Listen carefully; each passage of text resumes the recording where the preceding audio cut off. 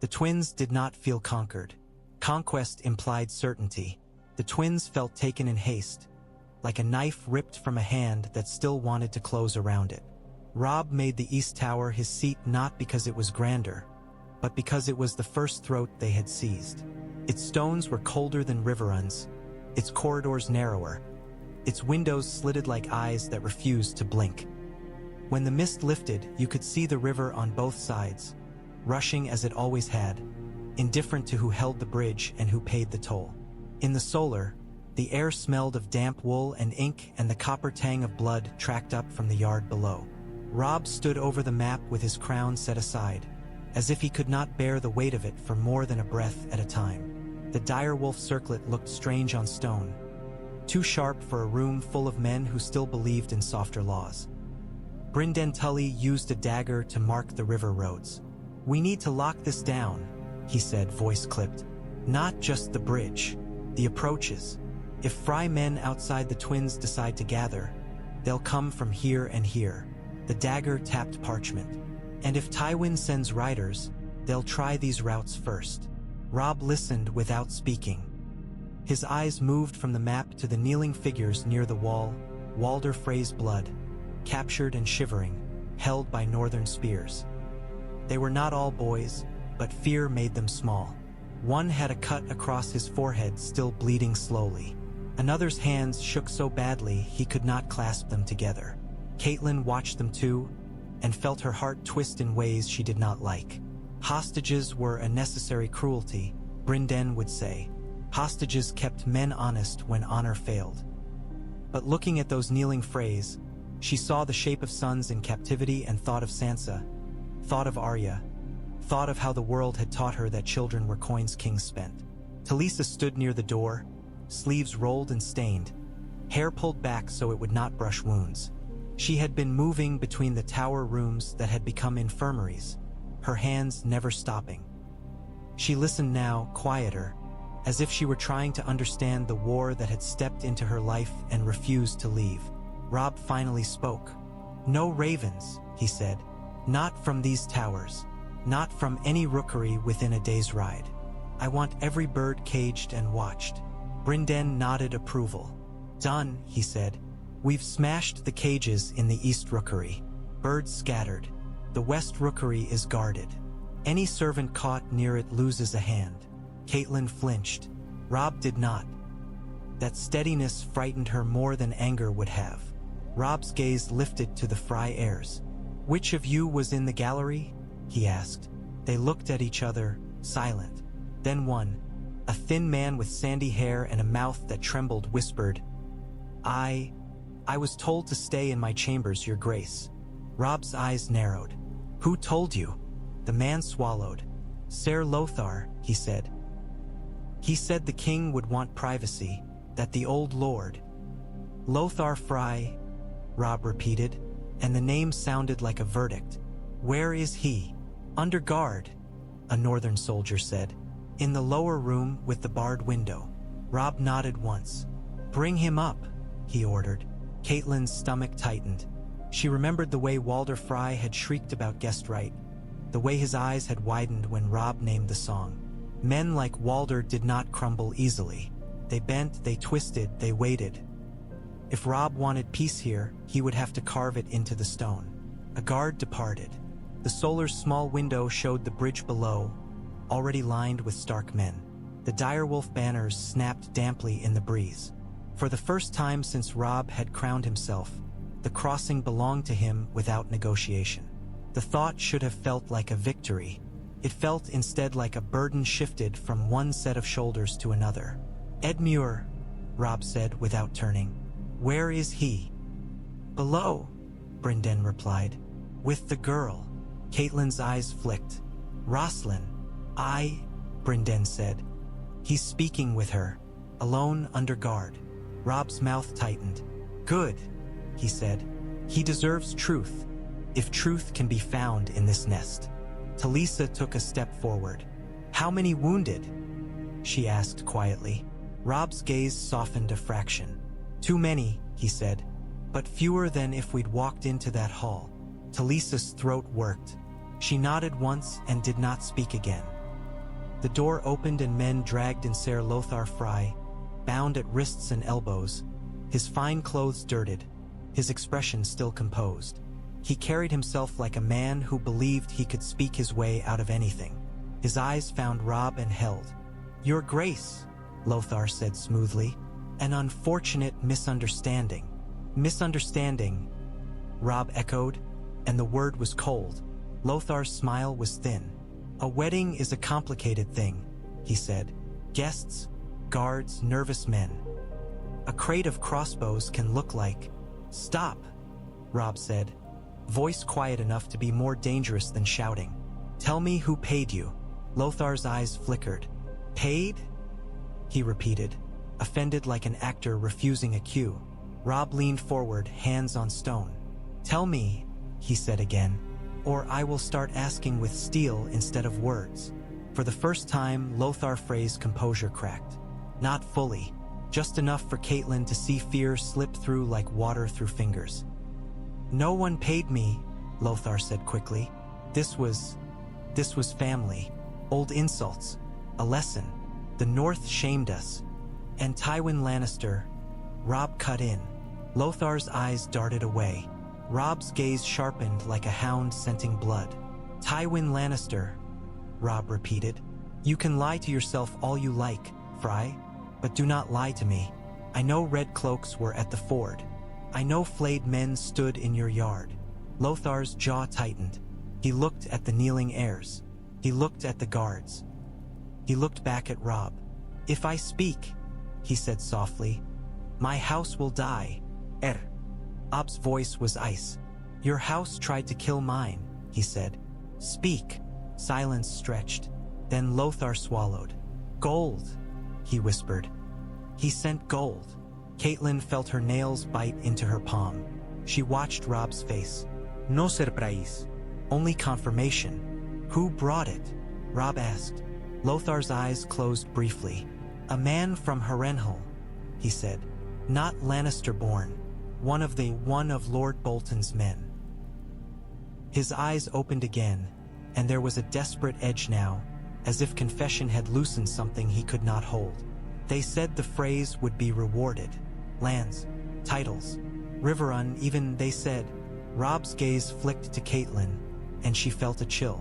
Riverrun, her father's seat, promised as a reward for betrayal. Robb straightened. "Write it down," he ordered a scribe. "Every name, every detail." Lothar's voice trembled with anger now. "You think parchment will save you?" he hissed. "Tywin will call you butcher regardless. He will say you attacked a wedding." Robb's eyes narrowed.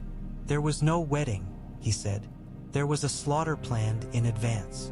"And what do you call this?" Lothar spat, gesturing with his bound hands toward the kneeling heirs, toward the guards, toward the cold stone that held them. "Charity." Robb's voice was low. "I call it consequence," he said, "and I call it restraint. Because if I were like you, Frey, you'd already be hanging from the bridge by your entrails." Lothar's breath hitched. He looked away. Robb turned to Brynden. "Hold him," he said. "Hold Ryman. Hold Walder. Keep them alive. We need them alive until the realm hears what they planned." Brynden nodded once, grim satisfaction in the set of his jaw. "Aye," he said. Robb looked at his mother then, and the boy in him flickered. "You were right about them," he said softly. Catelyn wanted to say she wished she had been wrong. Instead she nodded, because wishing did not change stone, and it did not change men who sharpened knives under wedding banners. Walder Frey did not sleep. He could not. Sleep required surrender, and surrender was not something Walder had ever done except in the moments when it bought him a better betrayal later. They had given him a chamber on the second level of the West Tower, one with a narrow window that looked out over the river. The view would have been beautiful to a man who still had the capacity for beauty. To Walder, it was an insult. The river he had once controlled now rushed beneath a bridge held by wolves. Every splash against stone sounded like laughter. He paced when his knees allowed. When his knees refused, he sat in the chair by the window and gripped his cane so tightly his knuckles looked like old bone. "Cunts," he muttered, voice rasping in the empty room. Filthy northern cunts. Think they can. His words dissolved into sputtering breaths. His chest ached. His hands shook. Age was a betrayal he had never been able to bribe. Outside his door stood 2 Stark guards, their boots planted like roots. Walder had tried sweetness once, croaking about the cold, asking for a blanket. They had fetched one without speaking and offered it as if feeding an animal. He had tried threats. They had stared. He had tried promises. They had not even blinked. Now he sat and listened. He listened to the muffled sounds of the tower shifting under new rule. Footsteps that did not belong to Freys, voices that did not carry his name with fear, doors opening and closing without his leave. He listened to the occasional clang of steel as weapons were moved, to the distant murmur of men swearing oaths in the yard below. The worst sound was the silence between those noises, because in that silence Walder's mind filled the space with possibilities. Tywin Lannister would be furious enough to punish someone because Tywin did not accept failure. Walder had promised him a clean slaughter, a neat cutting of a wolf's throat while music played. Instead, Tywin would receive a message, eventually, that the twins had fallen and House Frey was in chains. Would Tywin blame Walder? Or would he blame Roose Bolton? Would he send men to free the Freys? Or would he decide House Frey was no longer useful and let it rot? Walder's lips curled. Tywin was not sentimental. Tywin did not love. Tywin measured men like coins and spent them the moment their value dipped. Walder had made his house valuable by holding the crossing. If the crossing was gone, what was House Frey worth? He heard laughter below, a northern laugh, loud, careless. It made his stomach twist with rage. Walder rose with effort and hobbled to the door, leaning his forehead against the cold iron bars. "You!" he croaked at the guards. "You there!" One guard glanced at him briefly, eyes flat. Walder's voice rose. "Do you know who I am?" The guard did not answer. "I am Lord of the Crossing," Walder hissed. "I am. You are a prisoner," the guard said finally, voice calm, and turned his gaze away again. Walder's mouth opened, then closed. His throat burned. He felt humiliation like acid. Humiliation was not something Walder had tolerated in others. He had always punished it, turned it into a joke at someone else's expense. Now it sat in his own chest, heavy and sour. He turned back to the window and stared down at the bridge. Stark men walked along it in patrols. Their cloaks snapped in the damp wind. The direwolf banners hung from the towers like teeth. Walder imagined them tearing down the Frey sigils. He imagined his house's name being spit on in every hall, in every tavern, in every campfire tale. He imagined the realm believing what Robb Stark would write, that House Frey had planned a massacre. Some would believe it easily, others would not care. But either way, the name Frey would become a synonym for treachery. Walder's cane struck the stone floor with a sharp crack. "No," he whispered, voice shaking with rage. "No, I won't." He stopped, breath catching. The window showed the river flowing past, unstoppable. Walder had built his power on stopping men, on forcing them to pay to cross. Now the river kept going without his permission, and the world was doing the same. He pressed his hand to the glass, fingers splayed. "Tywin," he whispered, and the name was prayer and curse. "Tywin, don't leave me. Don't." But there was no answer. There was only the sound of water and the distant murmur of wolves making the twins their own. Walder Frey sat back down, cane across his knees, and began to think like a man who had survived too long by doing one thing well, waiting until the right moment to strike. The sept was smaller than Riverlands. It had been built like everything in the twins, with practicality first and sanctity second. The stones were cold and the air smelled of damp candles and old incense. A 7-pointed star was carved above the altar, but the carving was worn, as if the Freys had rubbed it too often with fingers asking for forgiveness they never intended to earn. Edmure stood before the altar with his hands clenched at his sides. His fine clothes were still damp from the night's rain, and mud clung to the hem of his cloak. He looked like a groom dragged from a battlefield, because that was what he was. Roslin Frey stood opposite him, pale as milk, her hands trembling so badly she could barely hold her own cloak closed. Her eyes were red from crying. When she looked at Edmure, there was fear there, but also something else. An apology so desperate it hurt to see. The Septon cleared his throat nervously. He had not expected to officiate a wedding under armed watch. His fingers fidgeted with his chain of crystal and wood. Catelyn stood in the archway, half in shadow. She had not wanted to be here. She had wanted to shove the whole notion of marriage into the river and let it drown. But Robb had insisted Edmure speak with Roslin first, alone, and then decide. Edmure had decided to speak again, this time with witnesses, with gods, with the truth laid bare. "You don't have to," Edmure said suddenly, voice rough. He looked at Roslin and his mouth tightened. "Not if you don't want to." Roslin flinched as if struck. Her voice cracked. She swallowed. "I was told," she whispered. "I was told to be grateful, to obey, to—" She glanced at the Septon, at the guard holding the door open to rain, at Catelyn in the shadows. "I didn't know," she said again, desperate. "They kept me away. They said music. They said the king would be honored. They said—" Edmure's jaw worked. "And you believe them?" he asked, and the bitterness in his voice made Roslin's eyes fill again. "I wanted to," Roslin whispered. "It's easier to believe than to see what they really are." She hesitated, then blurted, My father is not a good man." Catelyn felt a strange ache. Roslin was not like Walder. She was not even like Ryman, puffed and cruel. She was a girl raised in a house where love was a bargaining chip and obedience was survival.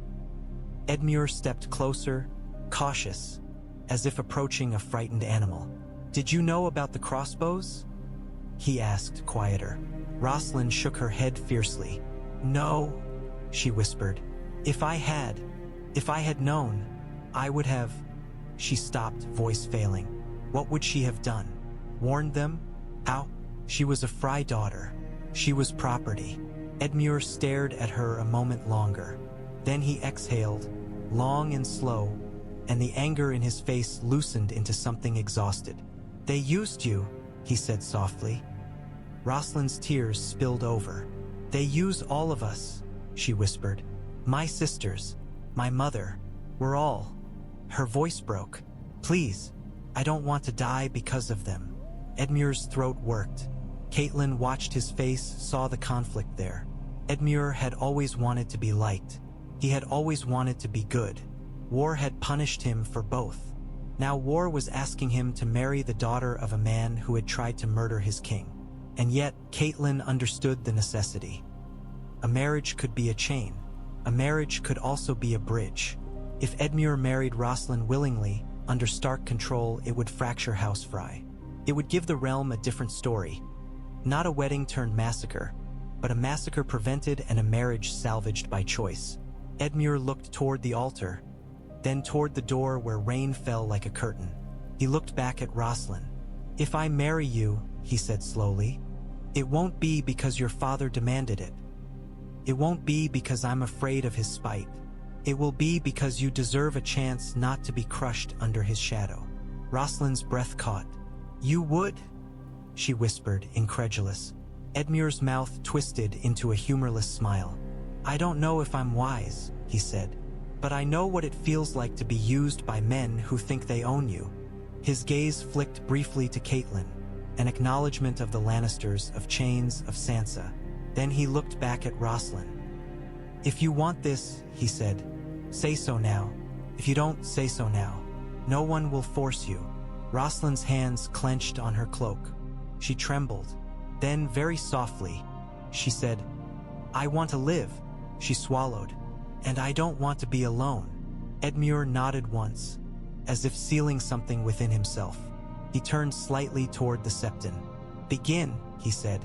The Septon blinked, startled, then hurried to lift his hands. His voice wavered as he spoke of the seven, of vows, of binding. The words felt thin in the cold sept, But they were still words that mattered, because words could be weapon or bomb depending on who held them. As the vows were spoken, Catelyn watched Roslin's face. She saw fear still there, but she also saw a flicker of something like relief, like a door opening in a house that had always been locked.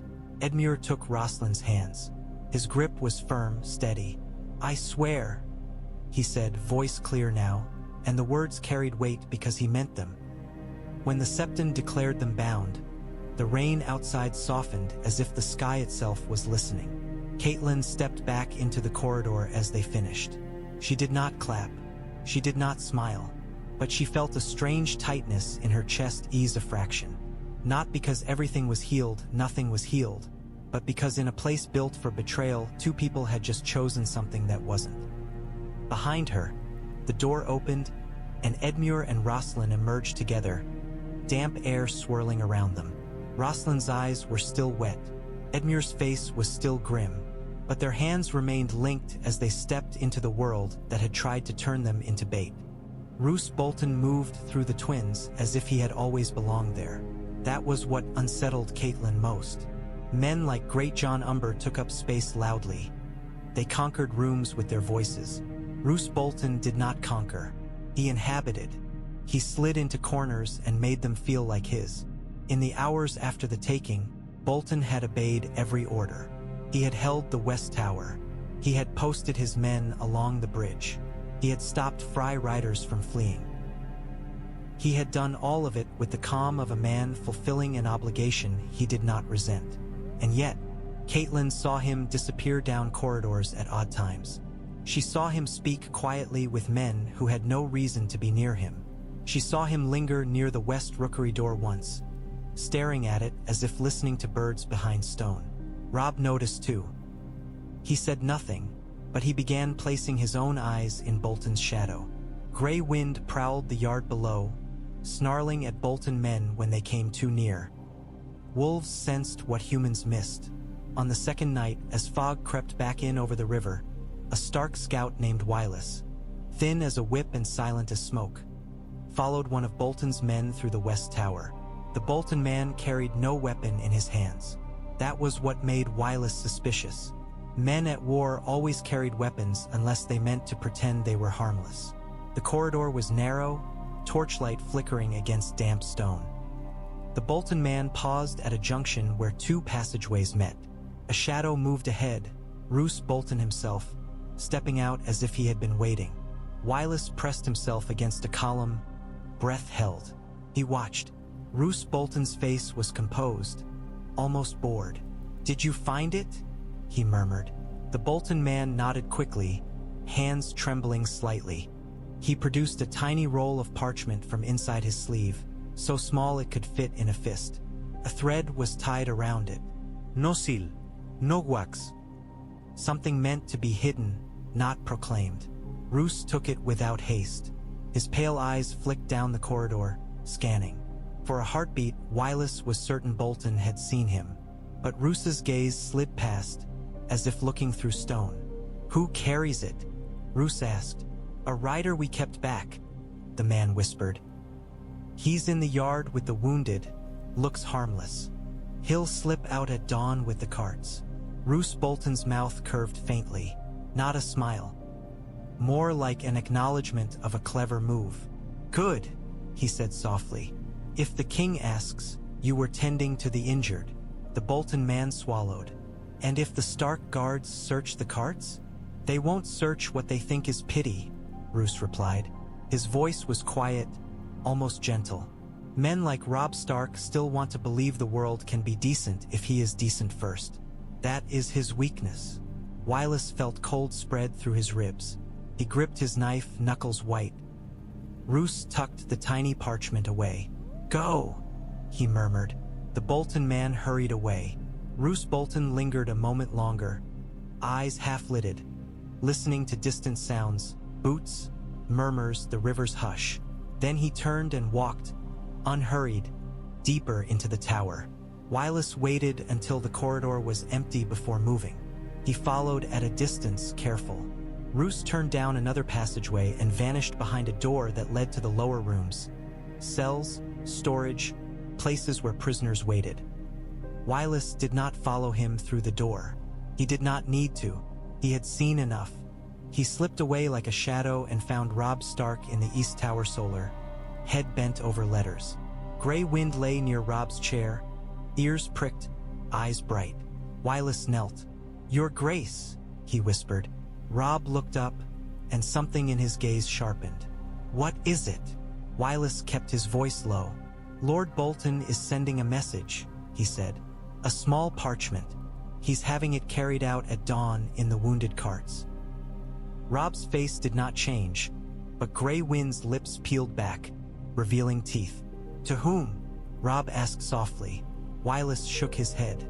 "I didn't see the words," he admitted, "but he called your decency a weakness." Robb stared at him a moment, eyes dark.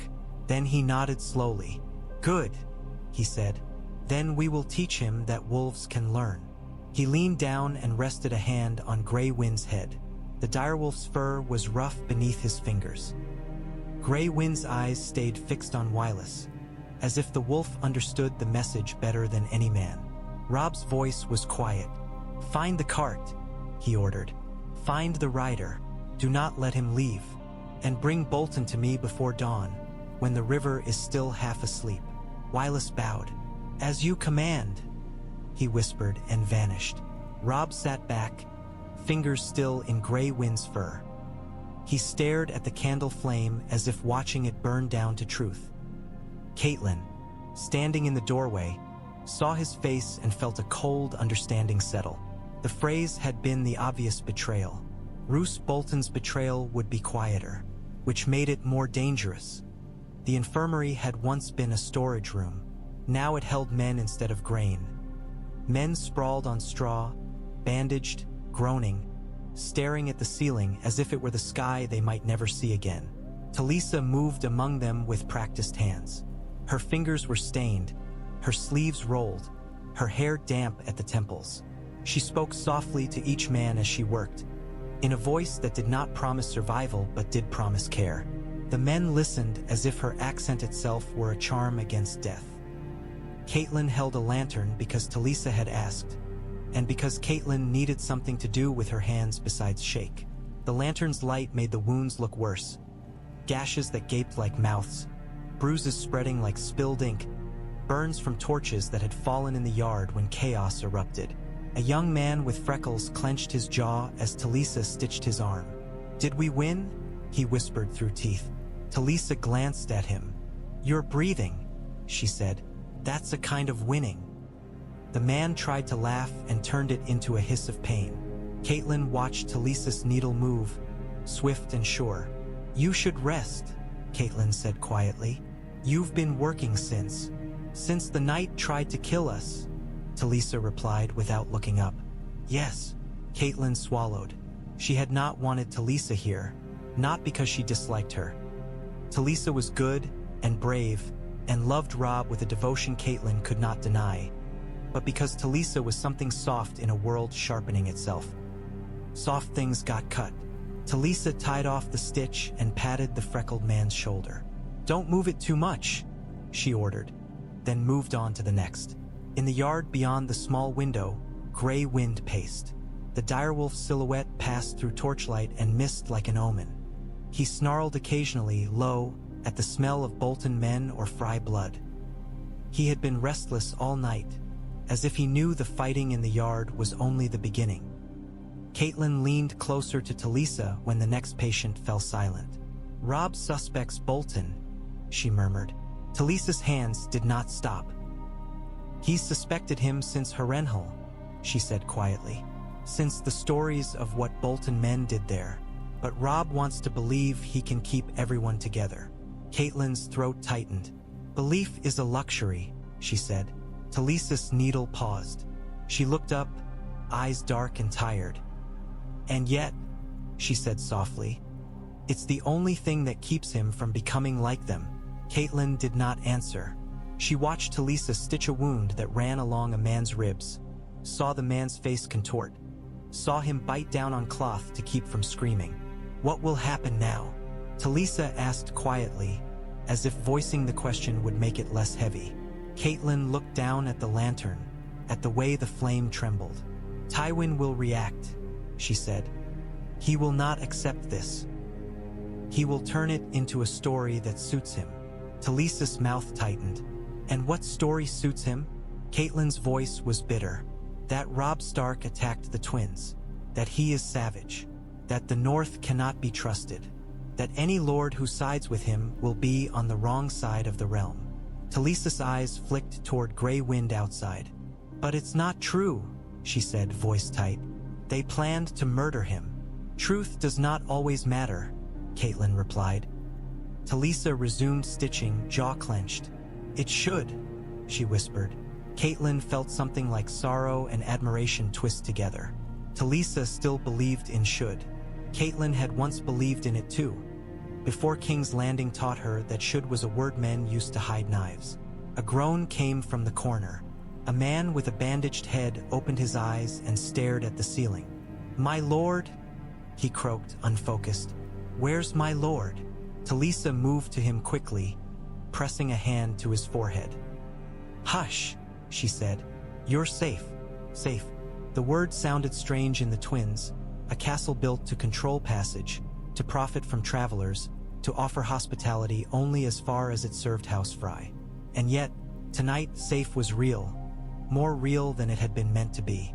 Catelyn watched Talisa soothe the man, watched her fingers brush his hair back, watched the way her face softened despite exhaustion. She thought of Sansa again, of how no one had soothed her when she cried in a lion's den. She thought of Arya, alone somewhere with no mother to hold a lantern for her. "You love him," Catelyn said, suddenly quiet. Talisa looked up, startled by the shift. Then she nodded. "Yes," she said simply. Catelyn's voice was rough. "Then keep him from becoming hard," she said. "Keep him from letting this—" She gestured vaguely toward the wounds, the tower, the river, the betrayal. "Make him a monster." Talisa's eyes held Catelyn's. "I'm trying," she whispered. Outside, gray wind stopped pacing and lifted his head, ears pricked. A distant sound carried on the mist, hoofbeats, or perhaps only the imagination of fear. The direwolf's lips peeled back. Catelyn felt her skin prickle. "Something's coming," she murmured. Talisa's hand tightened on her needle. "Then we'll stitch faster," she said, and bent back over the wounded man as if defying the world to take anyone else. By morning, the twins was full of kneeling men. Not all Freys knelt. Some were chained, some were locked in rooms, some lay dead beneath damp sheets in the yard. But the bannermen, the cousins, the lesser lords who had ridden in expecting a wedding and found a coup, were herded into the courtyard and forced to face Robb Stark. Mist curled around them, torches guttered. The direwolf banners hung heavy with damp above stone. Robb stood at the center with his sword sheathed. That mattered. He wanted this to look like law, not vengeance. He wanted the realm to see a king enforcing order rather than a boy spilling blood. Brynden held a scroll. Names written in ink, taken from Lothar's confession, from seized letters, from whispered admissions. Names of men who had known. Names of men who had helped. Names of men who had tried to pretend innocence after being caught with crossbows. Great John Umber stood to Robb's right, arms crossed, expression like a man watching pigs line up for slaughter and being told he must not swing the axe yet. Edmure stood to Robb's left, and beside Edmure stood Roslin Frey, her hands clasped, her face pale. She wore simple blue now, not a gown meant to impress. There was a bruised dark hollowness under her eyes, but her chin was lifted. Catelyn watched from the edge of the courtyard and felt a strange respect bloom. Roslin was frightened, but she was standing. Robb's voice carried. "You will swear," he said, not loud but firm. "You will swear before the gods and before witnesses that you did not know of the plot to murder under this roof. And you will swear to keep the peace under the rule of the North and the Riverlands." A Frey bannerman, round-faced, sweating, nodded rapidly. "Aye, your grace," he said, voice too eager. Robb's eyes narrowed. "And if you lie," he continued, "your lie will be found. Because I have names, I have confessions, I have evidence. and I have your lord in chains." A murmur ran through the kneeling men. Fear was a language they all understood. Brynden unrolled the scroll and began to read names. As he read, some men flinched, some paled, some looked down as if the stones might swallow them. "Ser Jared Frey," Brynden called. A man stepped forward, trembling. I didn't. You were seen in the East Tower with the crates," Brynden said coldly. "And you spoke with the men who carried them." The man's knees buckled. "Please," he whispered. Robb's voice was calm. "Tell the truth," he said. "And you live." The man's breath hitched. He looked at the kneeling bannermen, at the direwolf banners, at Great John Umber's broad shoulders, at Edmure's grim face. Then, like a man forced to step off a cliff, he whispered, "They said it was for protection, that there might be fighting. They said it was just in case." Robb's eyes stayed on him. "Who said it?" "Ser Ryman," the man whispered. "And Lord Bolton's man, the one with the pale eyes." Catelyn's skin crawled. "Bolton again, like rot spreading under cloth." Robb nodded slowly. "Write it," he ordered. A scribe scratched quill to parchment. The sound was small, but in that courtyard it felt like the stroke of an axe falling. One by one, men were questioned. Some confessed quickly. Some tried to deny until Brynden read their names from the scroll and their faces collapsed. Some swore innocence and were believed, because not every Frey had known, because Walder Frey's house was too sprawling to keep secrets tight, and because Robb needed some Freys alive and cooperative if he meant to hold the twins without constant rebellion. When the questioning ended, Robb addressed them all again. "This is what will happen," he said. "Those who planned murder will be held for trial. Those who did not know will swear new oaths. Those who break those oaths will be treated as enemies." He paused, gaze sweeping. "You will also see Lady Roslin Frey," he said, and his voice softened just enough to make the point sharper. "Standing beside Lord Edmure Tully as his wife. This marriage is not a trap. It is a chain-binding peace if you allow it." Roslin's hands trembled, but she held Edmure's arm. Edmure's face remained grim, but he did not pull away. A Frey bannerman swallowed and nodded. "We swear," he said hoarsely, and others echoed him, voices overlapping. Catelyn watched Robb as he listened. She saw the weight on him, the way his shoulders held tension like a drawn bow. He was doing what kings did, balancing mercy with threat, trying to create stability out of betrayal. It was not a boy's work. When the oaths were done, Brynden stepped close and murmured, "We've found the cart." Robb's eyes sharpened. "And the rider?" "Caught," Brynden said. "He had the parchment hidden under a bandage." Robb's jaw tightened. He looked out over the kneeling Freys one last time. "Clear the yard," he ordered quietly. "I want Bolton brought to me. Now." Grachan's mouth curled. "Finally," he muttered. The Frey men were herded away. The courtyard emptied, leaving only Stark men, Tully men, and the damp stone that remembered everything. Roslin looked at Catelyn as she passed, eyes wide, pleading. Catelyn did not know what to offer her. Pity was not protection. Kindness did not stop knives. But Catelyn nodded once, small, acknowledging her humanity in a world that treated her like a token. Then Catelyn followed Robb toward the East Tower, where Roose Bolton would soon be dragged into a room and asked to explain why he thought wolves were blind. The letter reached King's Landing in the hands of a rider, not a raven. That alone irritated Tywin Lannister. Ravens were efficient. Ravens were controllable. A rider could be delayed, killed, bribed, turned. The fact that it had arrived at all meant someone had wanted it to arrive. Someone had wanted Tywin to know. Tywin broke the seal with a single controlled motion. His eyes moved over the words, and the air in the chamber seemed to chill with each line. Cersei stood near the window, arms crossed, impatience sharpened into rage. Joffrey lounged in his chair like a cat pretending to be a lion. His mouth curled in a smirk that twitched when Tywin's expression did not change. Tyrion sat with a cup of wine, watching Tywin the way one watched a storm cloud, measuring whether it would break over you or elsewhere. When Tywin finished reading, he crushed the parchment in his fist. "No," Cersei hissed instantly, stepping forward. "No, that can't." "It is," Tywin said, voice flat. Joffrey leaned forward. "What is it?" he demanded. "Has the young wolf finally been killed?" Tywin's gaze cut to him like a blade. Joffrey flinched, then tried to turn it into arrogance. "The twins," Tywin said. "Robb Stark holds it." Silence fell like a dropped sword. Tyrion's eyebrows lifted. "That's inconvenient," he said lightly, but his eyes sharpened. Cersei's face tightened, color rising. "How?" she snapped. "Walder Frey promised. He promised he would." "He failed," Tywin said. Joffrey scoffed. "Then we kill him," he said brightly. "We send men, we burn the castle, we—" Tywin's hand struck the table. The sound cracked through the chamber. Joffrey shut his mouth. Tywin's voice was low. "You will not speak," he said to Joffrey, "unless you have something intelligent to say." Joffrey's cheeks reddened. He glared, but he stayed silent. Cersei's voice was tight.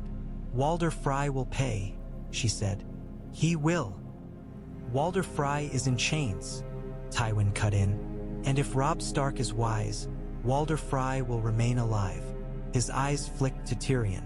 "Because a living Walder Frey is leverage. A dead one is a martyr for every petty lord who wants an excuse to call Stark a savage." Tyrion's voice was dry. "Stark will be called savage regardless," he said. "Especially if we tell the story first." Tywin's gaze fixed on him. "Yes," he said softly. "We will tell the story first." Cersei leaned forward, eyes glittering. "We say he attacked a wedding," she said quickly. "We say he murdered innocents. We say he broke guest right." Tywin's mouth tightened. "Guest right," he repeated, tasting the word like poison. "He will claim he never ate bread. He will claim he never drank wine." "Claims," Cersei spat. "Who cares what he claims?" Tywin looked at her with a coldness that made her stiffen. "The realm cares," he said. "Not because they are moral, but because perception is power. If we lose the perception that the North is barbarous and the Iron Throne is law, then we lose lords who are waiting to decide which side is safer." Tyrion's voice was dry. "So we make Stark look like a butcher," he said. "And we make Frey look like a victim." Tywin nodded once. "We make Frey look like a house attacked by an ungrateful rebel king," he said. "We make Robb Stark look like a man who struck under the banner of peace." "And Roose Bolton?" Cersei asked, eyes narrowing. "Where is he?" Tywin's gaze dropped to the crumpled letter in his fist. "Bolton was supposed to be the hinge," he said. "If the phrase failed, Bolton would still—" He stopped, jaw tightening. Tywin did not like speaking of plans that failed. "Bolton may yet salvage this," he said coldly. "If he is not dead." Tyrion's eyes flicked. "Or captured," he murmured. Tywin's gaze lifted. "If Bolton is captured," he said, "then the North will have proof of our involvement." Cersei's mouth twisted. "And," Tywin's voice was ice, "and then lords who might have bent to us will hesitate," he said, "because no one likes to see the lion caught with blood on its paws." Joffrey finally found his voice, thin and petulant. "Then send the mountain," he snapped. "Send Ser Gregor to smash them." Tywin's stare silenced him again. "We will not waste armies on a castle we can starve," Tywin said. "And we will not give Robb Stark the battle he wants." Tyrion leaned back, thoughtful. "So we squeeze," he said. "We turn the realm against him. We offer rewards to any Frey who breaks. We isolate him," Tywin finished. "We cut his supplies. We pressure the Riverlands. We remind the Ironborn what they can take while the wolves are distracted." Cersei's eyes gleamed. "And Sansa," she said softly. "We remind him what he loses if he does not kneel." Tywin's mouth tightened. He did not approve of sentiment, but hostage leverage was not sentiment. It was strategy. "Send ravens," Tywin ordered, "to every lord who still thinks. Let them know Robb Stark attacked the twins. Let them know the North cannot be trusted." Let them know the Iron Throne will reward loyalty and punish rebellion. Tyrion lifted his cup. And what of Walder Frey? He asked. If he's in chains, he's a bad investment now. Tywin's eyes were cold. Walder Frey was always a bad investment, he said. He was simply useful. He crushed the parchment further, then dropped it onto the table like refuse. If he is freed, he will crawl back to us out of spite. If he is not, his house will fracture, and we will buy whichever pieces remain. Cersei's lips curled.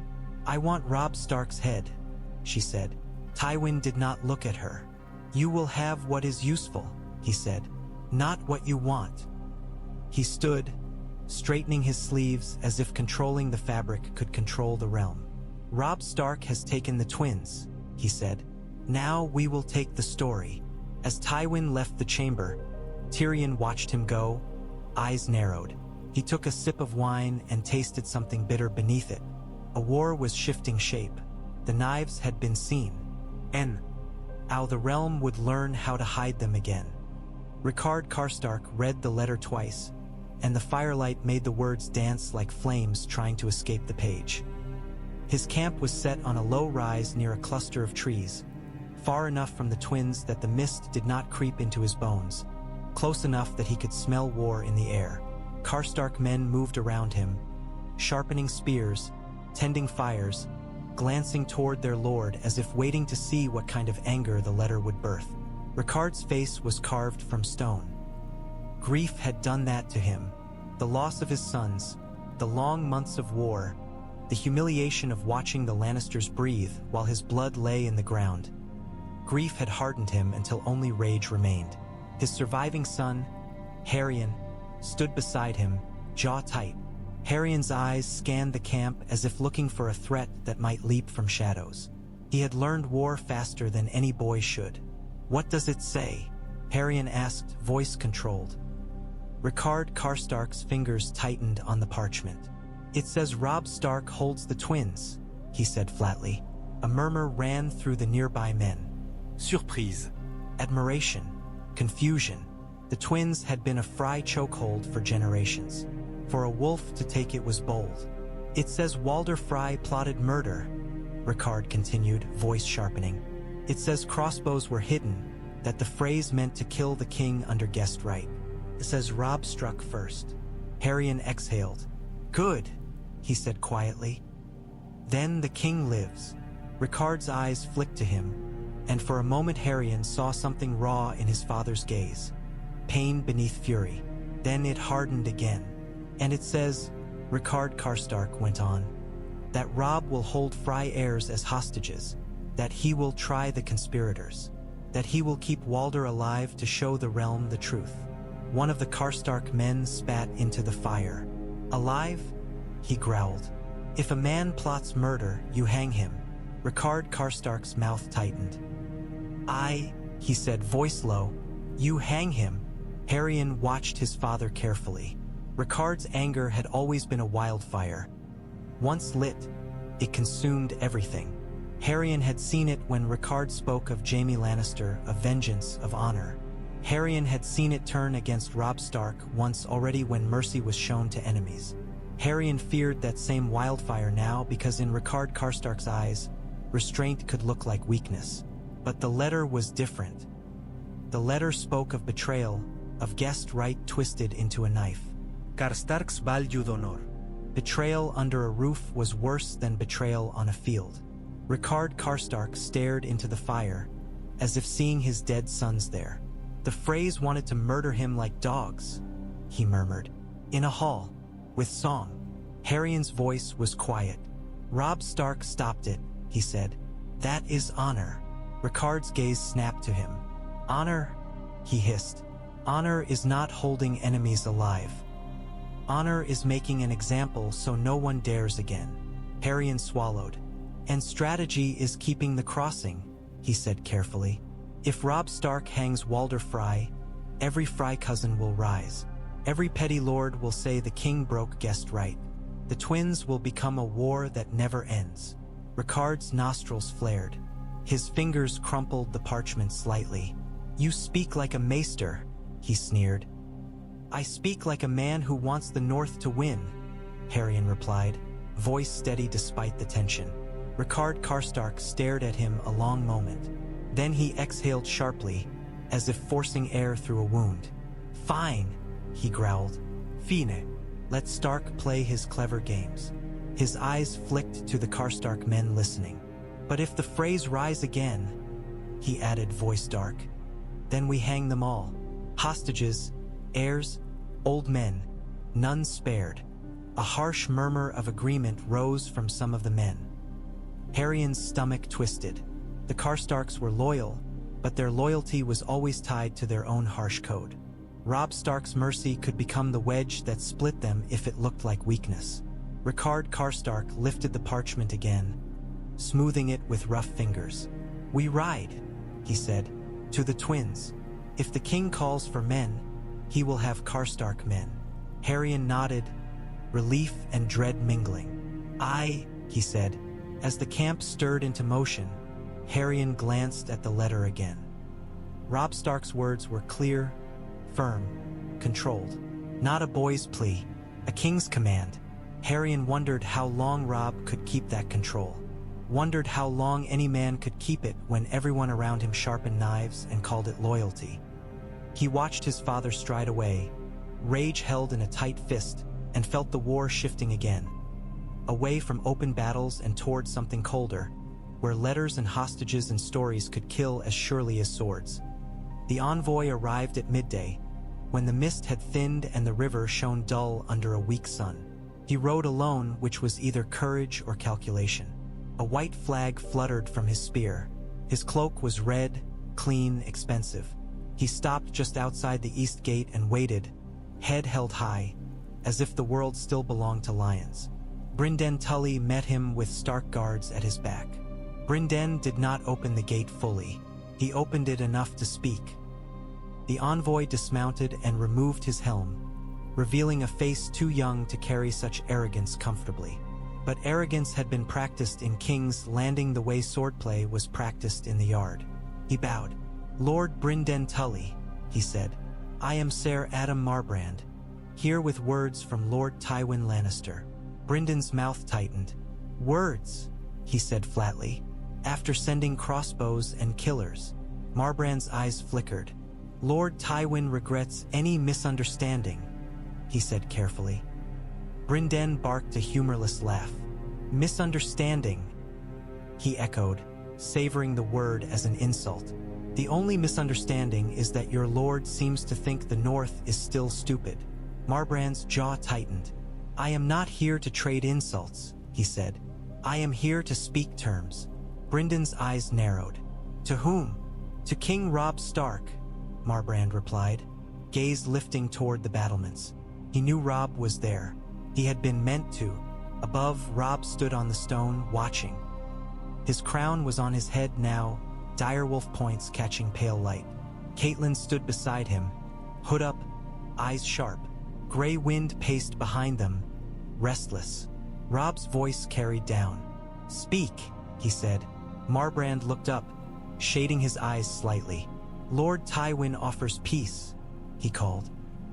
He offers to recognize certain northern holdings, to allow Robb Stark to keep his titles in the north, if he kneels and returns the Riverlands to the Iron Throne. A murmur ran along the battlements. Even in victory, such offers could tempt men who were tired of war. Robb's face did not change. And my sisters? He asked. Marbrand hesitated. Lady Sansa Stark will be treated well, he said carefully. Catelyn's hands clenched. Treated well, as if Sansa were a pet. Robb's voice was cold. And Arya? He demanded. Marbrand's eyes flickered. The Iron Throne has no knowledge of Lady Arya's whereabouts, he said, rehearsed. Robb's mouth tightened. What else? He asked, voice like iron. Marbrand lifted his chin. Lord Tywin demands the release of Lord Walder Frey, he said, and the return of Frey heirs held hostage. In exchange, he will... Robb laughed once, sharp. He demands, Robb repeated, after trying to murder me at a wedding. Marbrand's expression tightened. The Iron Throne denies.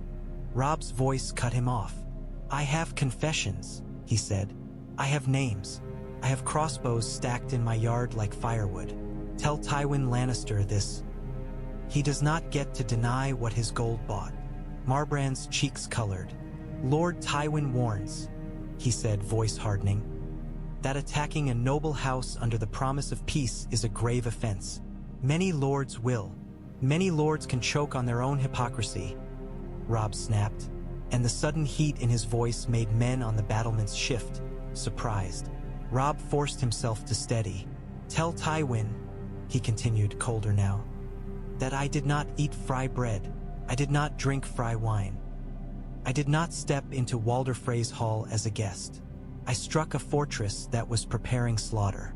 If Tywin wants to argue law, he can do it with the gods. Marbrand swallowed. Then there is no negotiation? He asked. Robb's eyes narrowed. There is always negotiation, he said. Here are my terms. Tywin Lannister releases Sansa Stark to me unharmed. He acknowledges the North as free. He withdraws his forces from the Riverlands, and he answers for his attempt to murder under guest right. A bitter smile flickered on Marbrand's lips. Lord Tywin will never agree to that, he said quietly. Robb's voice was calm. Then tell him we will continue as we are, Robb replied. And as we are now, I hold the twins. I hold Frey heirs. And I hold proof. He leaned forward slightly. Tell him also this. If any harm comes to my sister Sansa, Walder Frey will die screaming. Catelyn's breath caught. The words were cruel. Necessary, perhaps, but cruel. She saw something in Robb's eyes as he said them. Something hard forming, like ice on water. Marbrand's face paled. He bowed stiffly. I will relay your words, he said. Brynden gestured, and the gate began to close. Ride careful, Brynden called dryly. The river's slick with Frey lies. The envoy mounted, pulled his helm on, and rode away under the white flag, red cloak trailing like blood. On the battlements, Robb did not move until the rider vanished into distance. Then he exhaled, long and slow. Catelyn stepped closer. That threat, she murmured. Robb's gaze stayed on the road. Tywin understands threats, he said quietly. He taught the realm to. Grey wind growled behind them, low as if agreeing. Night returned to the twins like an old habit. Torches burned. Mist rose. The river hissed beneath stone. Robb stood on the west tower battlement, crown on, cloak snapping in the damp wind. The sky above was a heavy dark, starless, as if the gods themselves were withholding light until they knew which side deserved it. Catelyn stood beside him, hand on the parapet. The stone was cold under her palm.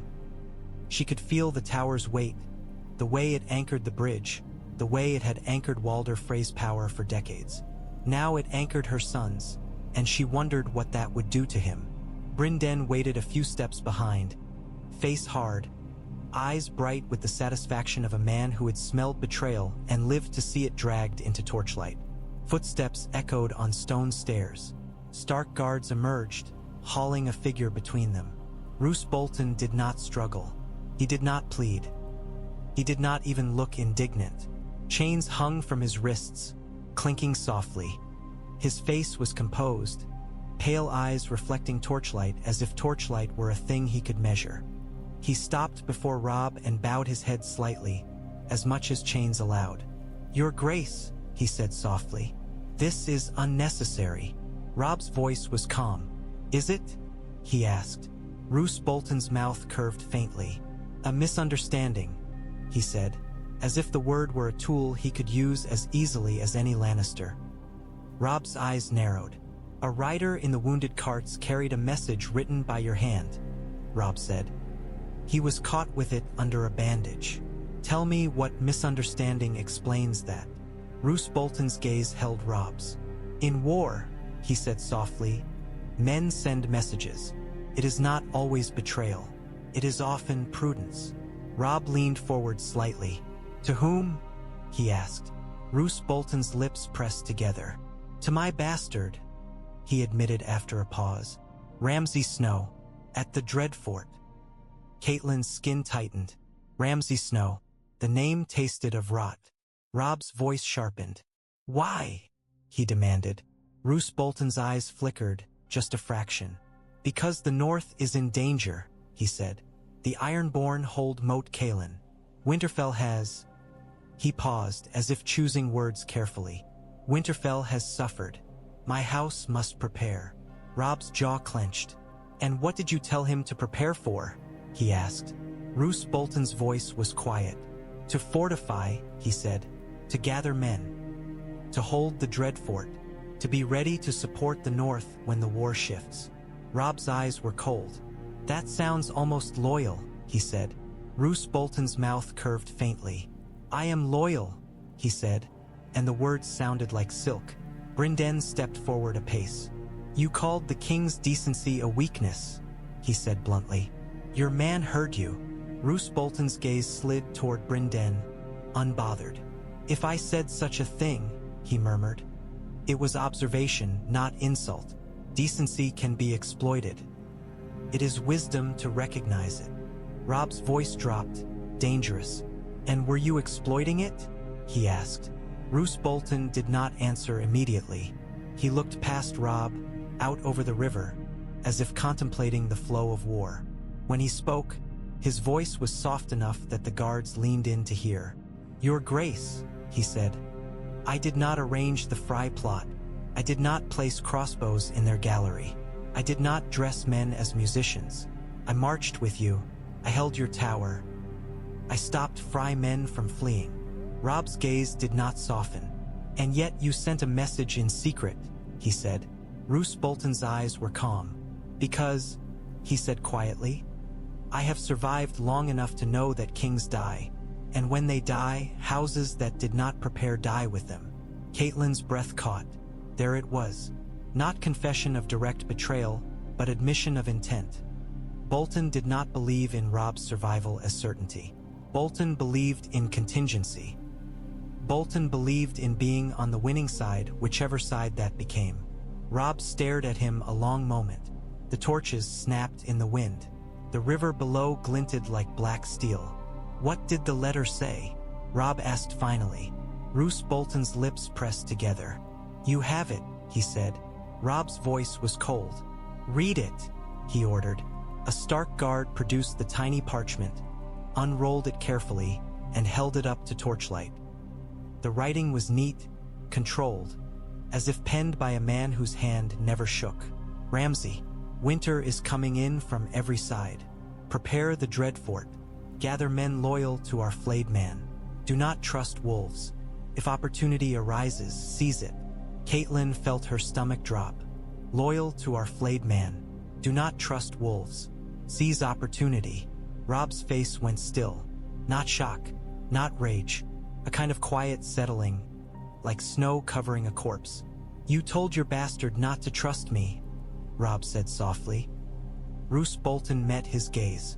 I told him not to trust anyone, he replied. Trust is a luxury.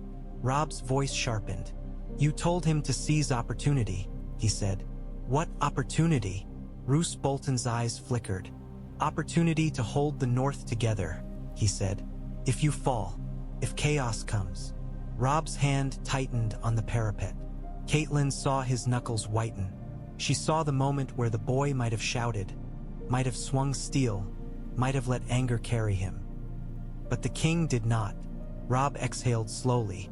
You are a traitor in intent, he said, voice low. Even if you have not yet struck. Roose Bolton's mouth curved faintly. Intent is difficult to hang, he murmured. Brynden's voice was hard. We can hang plenty, he said. Robb held up a hand, silencing Brynden. His eyes stayed on Roose Bolton. Here is what will happen, Robb said. You will remain in chains. Your men will be divided. Some sent away under Stark command, some held here. The Dreadfort will receive no messages from you. Ramsay Snow will receive no further instructions. Robb's voice hardened. And if I hear that your bastard moves against the North, I will take your skin and nail it to these stones myself. For the first time, Roose Bolton. Ton est composure craquede. Not much. just enough for Catelyn to see a flicker of something like respect or recognition of a threat spoken by a man who meant it. Roose Bolton dipped his head slightly. "As you command," he said, and the words sounded different now, heavier. Robb turned away from him and looked out over the river. "We hold the twins," he said quietly, as if reminding himself. "We hold the crossing. We hold proof." His voice tightened. "Now we must decide where to strike next." Catelyn stepped closer. "North," she whispered. "Winterfell." Robb's jaw clenched. "I know," he said, "but Tywin will squeeze the Riverlands if I turn away, and if I march north, the Freys might rise behind me. The crossing is a leash, and I'm holding it, but the dog still bites." Bryndon's voice was grim. "Then we make it bite someone else," he said. "We use the twins to cut Tywin's supply lines. We show the realm that you're not trapped." Robb nodded slowly. He said. He looked down at the yard where torches moved like fireflies around prisoners and guards. "We will write tonight," he said. "We will send riders, not ravens. We will spread the truth faster than Tywin spreads lies." He glanced back at Roose Bolton, chained and quiet.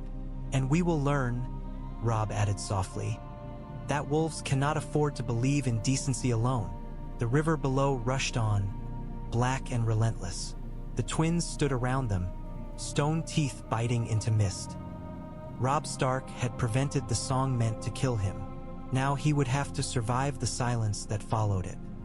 Robb did not sleep either, though he lay for an hour on a narrow bed in the East Tower with his boots still on, as if even rest was something he could not trust. The stone beneath him held cold like a memory. Every time he closed his eyes, he saw the great hall again. Bread piled high, cups set out like invitations, the musician's platform waiting for a song that would have been his death. When he rose, it was to the sound of quills scratching. The solar had become a war room and a courtroom and a scribe's den all at once. Parchment covered the table.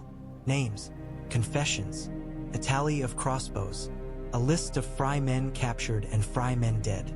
Robb stood over it all with a candle guttering near his elbow and felt the strange vertigo of power. How easily the world could be reordered if you were willing to spill enough blood to move the first stone. Brynden Tully was there, sleepless as ever, his face rougher than the night before. "Riders are ready," he said. "Fast ones. 2 to Riverrun, 1 to Seaguard, 1 to the Vanses. Another to the North Road, though it's a long run and rough ground." Robb nodded. "They go in pairs," he said. "If one is killed, the other carries the truth." He tapped the stack of sworn statements. "And they take copies, not originals. I want Tywin's knives to cut paper, not the only proof we have." Catelyn stood by the narrow window, watching mist curl over the river. She could hear the bridge below, the tramp of patrol boots, the occasional creak of rope. She turned when Robb spoke again and saw the cold set in his eyes like a shield. "We separate Bolton men," Robb said. "Not all. Some are loyal to their pay, not their lord. But enough to keep them from acting as one blade." His gaze flicked to a list of names. "Send Lord Glover's men to hold the West Tower with the Blackfish. Send the Mormonts to the East Tower. The Umbers keep the Bridge House. Bolton men will be quartered outside the towers, in the yard under watch." Bryndon's mouth curved in a grim approval. "It will anger them," he said. "Let them be angry," Robb replied. "Anger shows itself. Betrayal hides."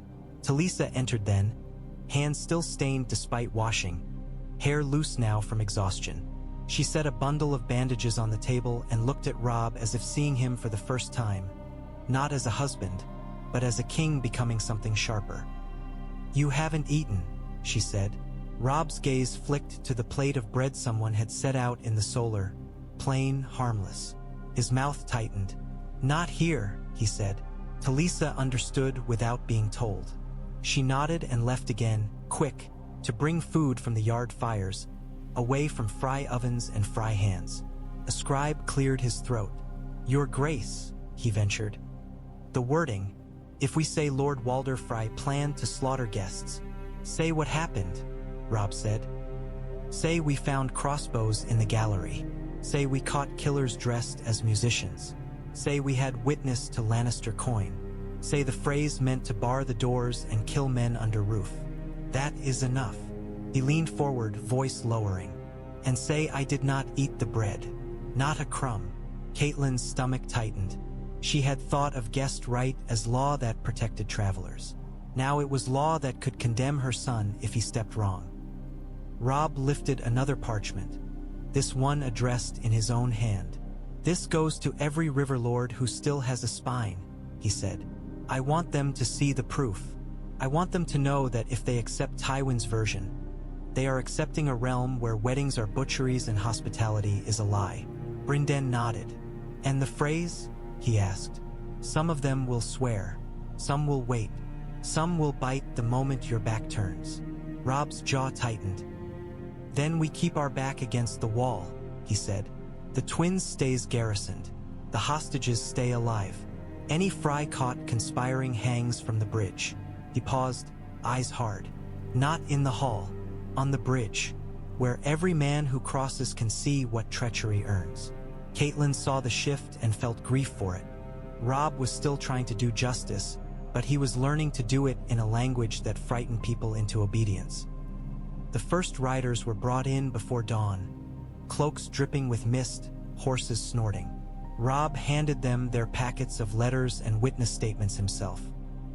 He made them repeat the destinations aloud, made them swear they would not stop at inns, would not drink, would not speak to strangers, would ride until their legs turned to stone. When they left through the east gate, white breath rising from their horses like smoke, Robb stood watching until they vanished into the gray distance. Then he turned back to the tower, to the prisoners, to the bridge, to the war that had slipped into a new skin. "Now," he said softly, to no one and everyone, "we outrun the lie." Edmure's chambers had once belonged to a Frey son who boasted of the bridge as if he had built it with his own hands. Now the walls listened to different voices. The room smelled of damp wool and the faint sweetness of lavender that Roslin had insisted on placing by the bedside, as if flowers could make stone less threatening. Edmure sat on the edge of the bed, elbows on his knees, staring at his hands as if they belonged to someone else. Roslin stood near the small hearth, fingers twisting together. The fire was weak. The twins did not burn bright. It conserved heat the way it conserved loyalty. "I didn't think it would feel like this," Edmure said at last, voice quiet. Roslin's eyes flicked up. "Like what?" "Like I've married into a cage," he replied, and the bitterness surprised even him. "Or married you out of one and into mine." Roslin flinched. "I'm sorry," she whispered, and the words were worn from overuse already. "I don't know what else to say." Edmure looked at her then, really looked. She was not adorned. She was not glowing with bridal joy. She looked like a girl who had been handed a knife and told to smile while someone else held it to her throat. "Don't say sorry for what you didn't choose," he said, and his voice softened despite himself. "Tell me what you know." Roslin's breath hitched. She hesitated, then stepped closer to the window and pointed down to the yard. "My father's men are scattered," she whispered. "He never let them be one army.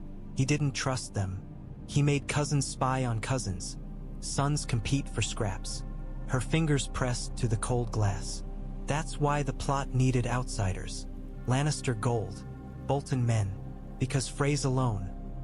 We're good at feasting and tolls, not at silence." Edmure's jaw tightened. "Yet they were ready," he said, remembering the hall set for slaughter. Roslin's eyes closed briefly. "Lothar," she whispered. "And Ryman." And her voice caught. "Black Walder." Edmure looked up sharply. "Black Walder?" he asked. Roslin nodded, fear flickering. "He's not like the others," she said. "He doesn't boast. He doesn't drink too much. He watches. He's the kind my father fears because he's useful." She swallowed. "If anyone tries to free my father, it will be him." Edmure rose, restless. He paced to the door, then back, like a man trying to outrun the weight of what he'd married into. "Tell Robb," he said. "I will," Roslin replied. But, she hesitated, then reached for a carved panel near the hearth. Her fingers found a hidden notch and pressed. A click sounded. A narrow section of wall shifted inward, revealing a dark gap beyond. Edmure stared. What in the seven hells? He began. My father liked secrets, Roslin said softly. He liked doors that didn't exist when guests looked. This passage runs to the kitchens.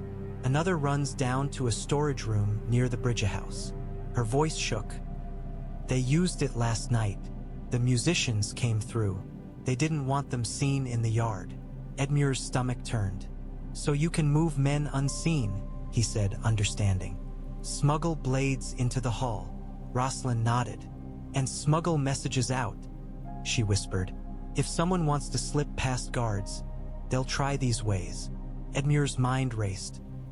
The Twins was a fortress of stone, but its true defenses were in its habits, its hidden paths, its family's knowledge of the building like a body's knowledge of its own bones.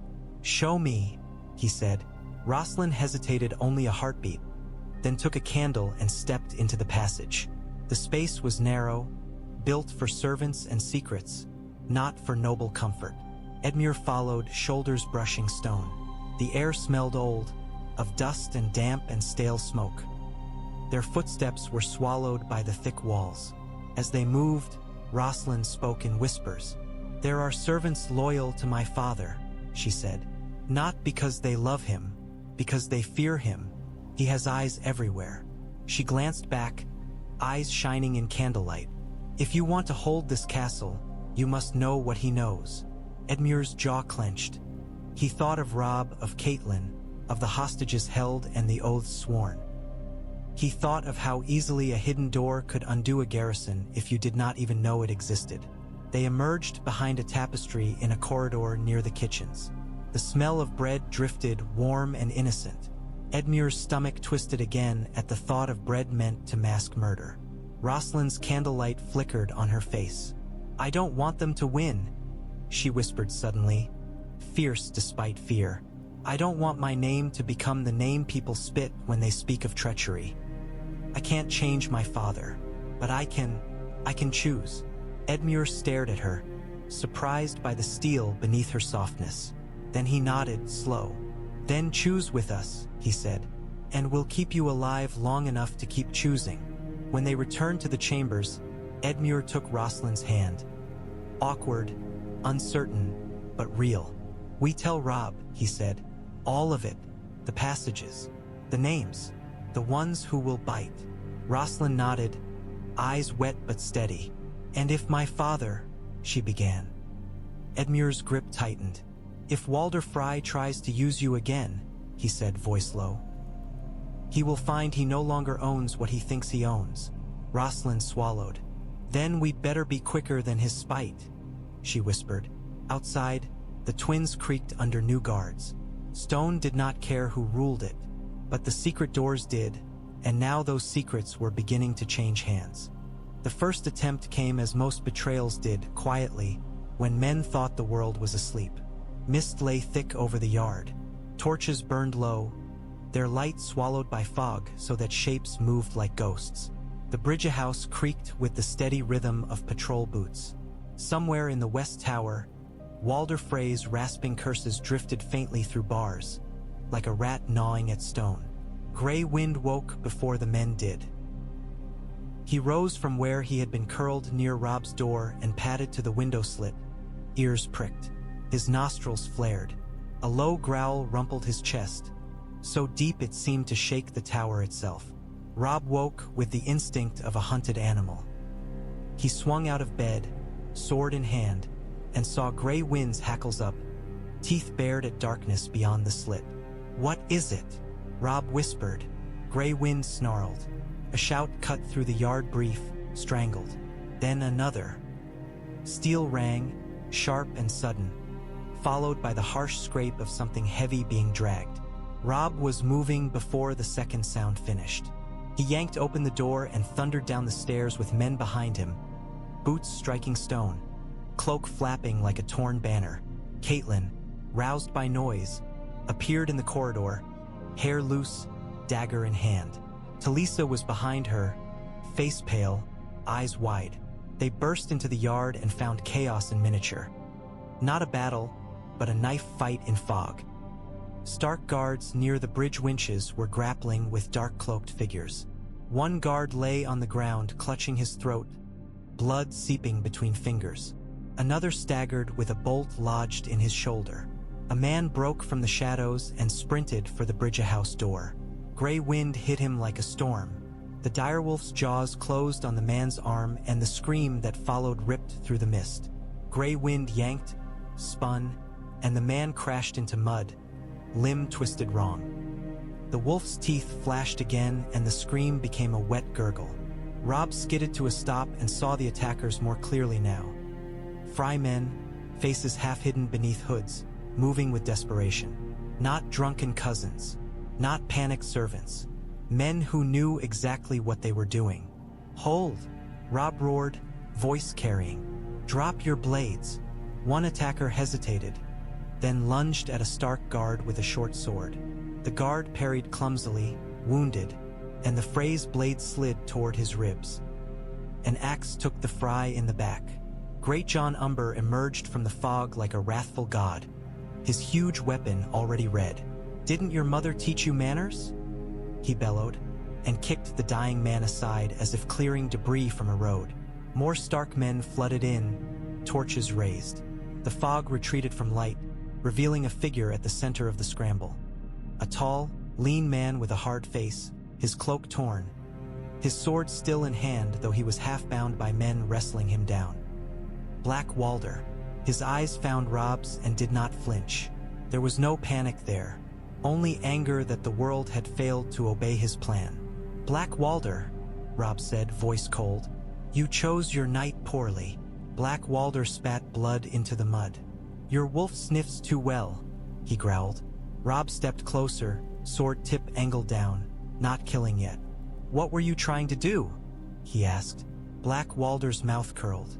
"Open the bridge," he said, as if the answer were obvious. "Get word out. Get men in. The twins is not yours. It never will be." Robb's gaze flicked to the winch house. One of the ropes had been cut halfway through, fibers frayed. If it had snapped, the bridge machinery could have jammed. Gates stuck, control lost. Not enough to destroy the twins, but enough to turn chaos into opportunity. "Who helped you?" Robb asked. Black Walder laughed, short and harsh. "You think I'll name cousins?" he sneered. "I'd rather bite my tongue off." Robb's jaw tightened. He looked around at the wounded Stark guards, at the dead Frey sprawled in mud, at Grey Wind standing over his kill with blood on his muzzle, eyes bright. He saw Catelyn's face in torchlight, pale, tight, furious. He saw Talisa gripping her cloak as if holding herself together. Robb lifted his voice. "Bring every Frey hostage to the yard," he ordered. "Now, every heir, every cousin we hold." Brynden Tully arrived at a run, cloak snapping. He took in the scene at once, eyes narrowing. "So the bite begins," he muttered. "Not if we break its teeth," Robb replied. Within minutes, Frey hostages were dragged out. Shivering, blinking in torchlight, hands bound. They huddled together, terrified, eyes darting to Black Walder as if he were their doom. Black Walder met their gaze without remorse. He had never cared for family except as tools. Robb stepped onto a low stone block near the winches, making himself taller. "This is what treachery earns," he said, voice steady, carrying.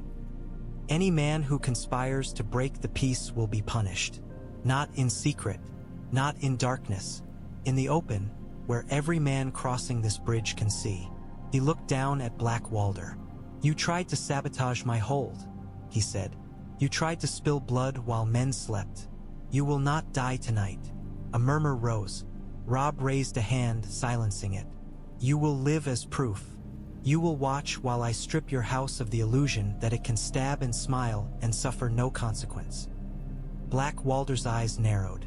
"You think holding me will tame us?" he snarled. "You don't understand Freys." Robb's gaze was cold. "I understand enough," he said. He gestured to the dead Frey in the mud, face slack, eyes open to fog. That one will hang from the bridge at dawn. His name will be spoken. His crime will be spoken. And any man who thinks to follow him will know the rope awaits. Catelyn's stomach twisted at the severity, but she saw the necessity too. The twins would be tested again and again. If Robb did not answer quickly, the castle would become a nest of constant knives. Talisa moved to the wounded guard, kneeling, hands already working. The guard's eyes were wide with shock. "Hold still," she murmured. Her voice was soft, but her fingers were iron. Robb looked out into the mist, into the dark beyond torches. "They will try again," he said quietly to Brynden. Brendan's mouth tightened. "Aye," he said, "but next time, they'll find the wolves awake." Gray wind growled, low as if agreeing, and in the fog the river kept rushing, carrying the night's blood away before anyone could pretend it had not been spilled. At Seaguard, the sea wind carried different smells than the river mist: salt, fish, tar. Lord Jason Mallister stood on his battlements and watched gulls wheel above the waves while war letters piled in his solar like driftwood after a storm. The first letter arrived with a Lannister seal and a rider who tried too hard to look noble. Mallister broke the wax, read the neat lines, and felt his jaw tighten. Spoke of outrage, of sacred laws broken, of Robb Stark attacking the twins under a banner of peace, of House Frey wronged, assaulted, robbed of hospitality. It spoke of how the Iron Throne would restore order and punish barbarity, how loyal houses would be rewarded, how rebels would be crushed. Mallister snorted softly when he reached the part about order. Tywin Lannister wrote of order the way a butcher wrote of cleanliness. Still, words mattered. The Riverlands were tired. Lords were bleeding men and coin into mud. A story that made Robb Stark look like a savage could peel away support without a single battle. Mallister set the letter down and stared at the sea, thinking. Then a second rider arrived. Mud-splattered, cloak torn, eyes fever-bright from hard miles. Not a raven, a man, a choice. The Stark rider bowed low, breathless. "Lord Mallister," he said, "from King Robb Stark, with witness." Mallister took the packet and broke the wax. Direwolf, black as night. Inside were not one letter, but several. A statement in a scribe's hand, another in a rougher hand, a Frey servant's mark at the bottom, a list of names, a tally of crossbows found in the East Tower, a confession signed by Lothar Frey under guard, naming Lannister gold. Mallister read slowly, once, then again. As he read, the shape of the night at the twins formed in his mind. Crossbows hidden above the hall, men dressed as musicians, doors meant to bar. He imagined Robb Stark arriving with his mother and his lords, sitting down to eat, and then the song starting. He imagined what would have happened if Robb had not struck first.